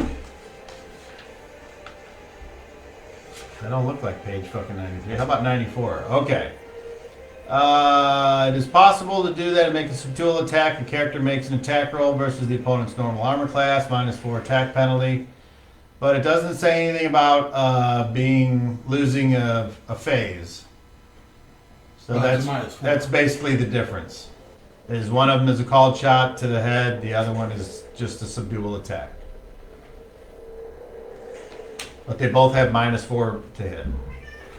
Or if they have a helmet on, it's a -8. All right, so He doesn't, right? he's got his chain coif on. Okay. It is considered a Is there a helmet. helmet? Okay. All right, so I thank you, God, for using the word coif. I use it frequently and nobody knows what the hell I'm talking about. yeah, that's nerd culture. Okay, so anybody on fast? That would be. I'm not sure. I'm charging. What can I do? Well, you can't do anything yet, and charging you have to have at least 10 feet. What? Don't they have 10 feet on the guy? No, you're The threatening proctor. The abbot. Oh, yeah, you got a ways to go, but you'd have to curve to get into the hallway, and you can't curve and charge. Okay, You I'm can- moving in that direction as fast as I can. All right, well, first of all, we have action. So, pick, you're up. I'm going to try to subdue the abbot. Okay. Roll to hit with a minus. Well, just roll to hit and tell me what armor class you hit, and I'll make the subtraction. I rolled a natural 1. Oh no! Implosion! 14. What is that Which I hit? would hit an armor class of 3. Okay. Oh wait, I'm sorry. You need to roll a level check on a D30. I was wondering why that sounded Oh, I'm weird. sorry. I told you the wrong thing.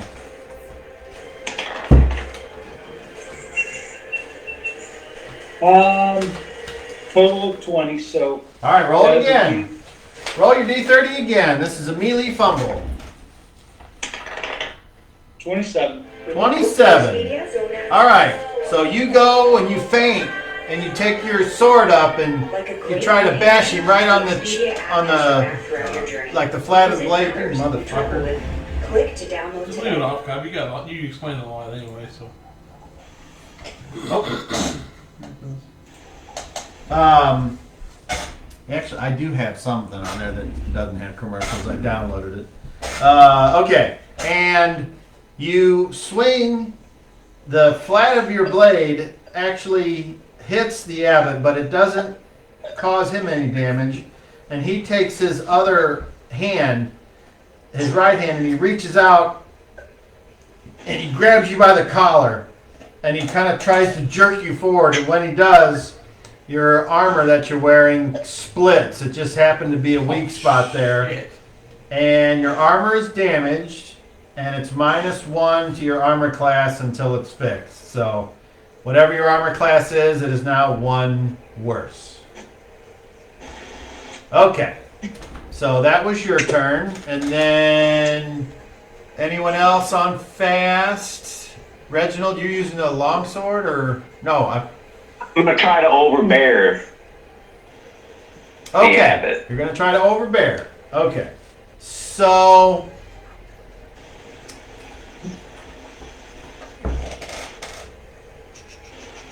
Opposed strength check, is that correct? well, first thing, hold on. I actually was looking this up the other day, and it's okay.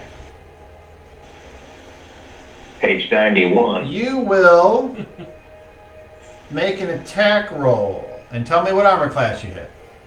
So you move through a friendly square and you try to jump on the abbot. That's where we are. All right. 18, I hit an armor class of 5. Okay, so as you jump, He gets an attack of, because you're doing weaponless jam, so he's just going to try to elbow you on your way down on top of him. And he rolls and hits an armor class of 1. That's a hit. It's a hit, okay. So it is a D2.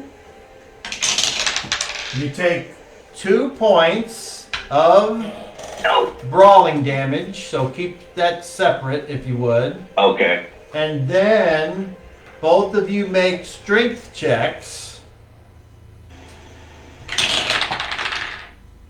He got a total of 26. 28. Okay, you are not knocked down. And now you roll to hit, and you hit an armor class of 5. And that is what you needed, because only adjustments for dexterity and magic apply. So if the attack hits, there's an opposed strength roll to see if you fall down on top of him. Roll a strength check. He got a 20. He got a little better. Okay, so that explodes. Roll again. 18. So what is your grand total? At least 38 plus. 38. 54. Okay, that is more than his. 55. Yes, so that is more than his. So what happens is you are both in the square. He is prone, and you are on top of him. And that is how you overbear. And I think if no damage. If defender is overborne, they lose all their actions for the remainder of the round, and their actions are severely limited the next round. The character is grappled and cannot move or make any attacks until they get free. A defender who has been knocked down by an overbearing attack can be pinned if she is successfully overborne again in the following round. Overborne defenders can do nothing until the pin is resolved. Okay, so that is where your turn ended, and so there he done. So we now go to I already forgot what you were doing. I was gonna hit back ahead. Keep down now. Okay, so you're. I'm Yes. gonna change it now. Shadrach, it is your turn. You are attempting to do what? Move towards the my people and the abbot. Okay, so you can move over there. 1, 2, 3, 4, 5. So you're out in the hallway right behind Pick, and you can see that right now Reginald is on top of the abbot trying to hold him down. What else can I do? Back me off one. We put.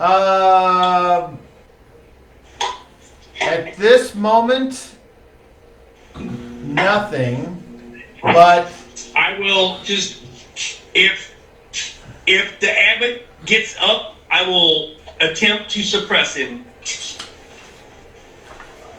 so here's the thing. You moved, okay? And then your action at the end of the round could be something, but if no one's I will threatening help you, you can't Reginald get there. suppress the abbot. Right, but you couldn't get there at the end of the round and do anything. So you're backed up in the hallway just to try to lay this out for you. Okay. Okay, no, I'm here. I'll wait till next round to act then, because I can't do anything else. Okay. Back And me then, off one. One square. all right. All right. So, I'm sorry. I said I wanted to take flight, so I'm gonna hover. how high would you like to? Now the hallway isn't 20 feet. It's like 10. So you can go up 1 square if you want. No, alright, I was reacting on what I asked earlier. Are you talking about that room? Yes. Okay. I'm getting close enough to that room to see it, so I'm fine with that. That's it. No flight. No fly? Yep, I'm done. Okay. All right. That is the end of round 3.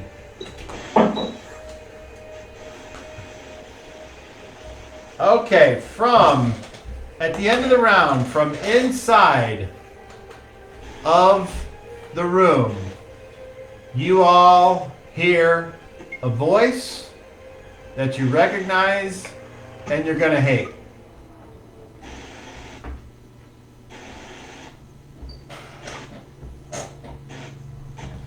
I might not. Fall of 1993, I heard that a Bigfoot murdered. I don't think your character. For any of these guys, I haven't been around anything else yet. Where the fuck did that figure I go? hate him already.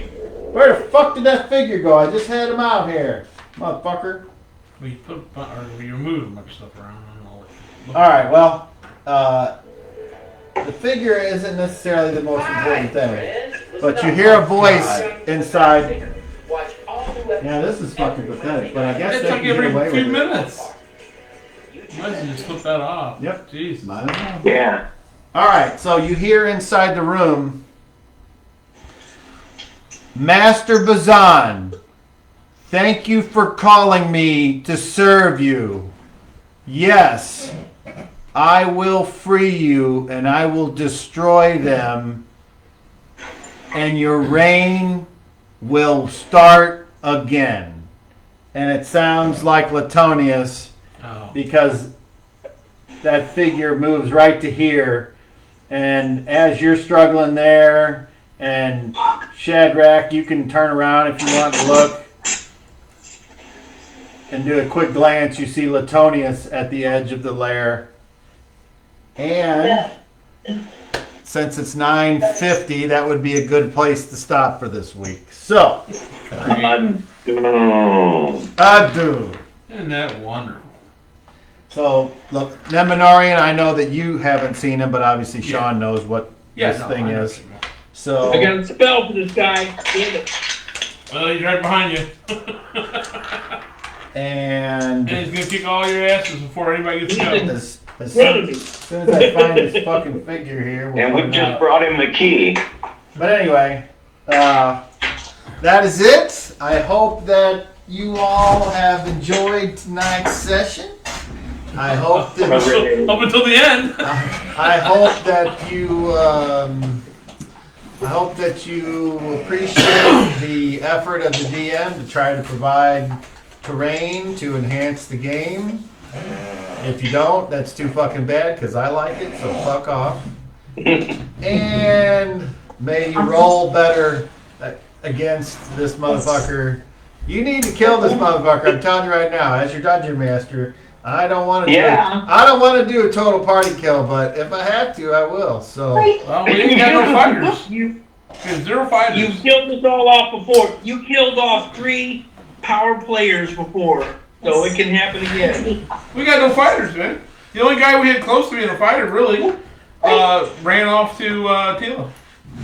Me, Percival, and Bart just had green slime rained on us. That wasn't After my me. hand got cut off. That was Jim's deciding to try something. I couldn't stop that if I wanted. We all 3 of us just died right there. Like, I mean, it said right in there. Well, this is a thing, and then sure as shit, he went. Okay.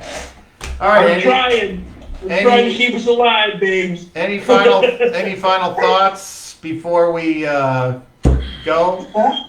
I really enjoy the terrain and the miniature stuff and the pictures you're sending there, Sean. That helps out. Yeah, Gets I a know. closer look at it. It's tough viewing this over the internet. There's a lot lost between us and you guys. So. Yeah, it just gives a little more detail. Sure.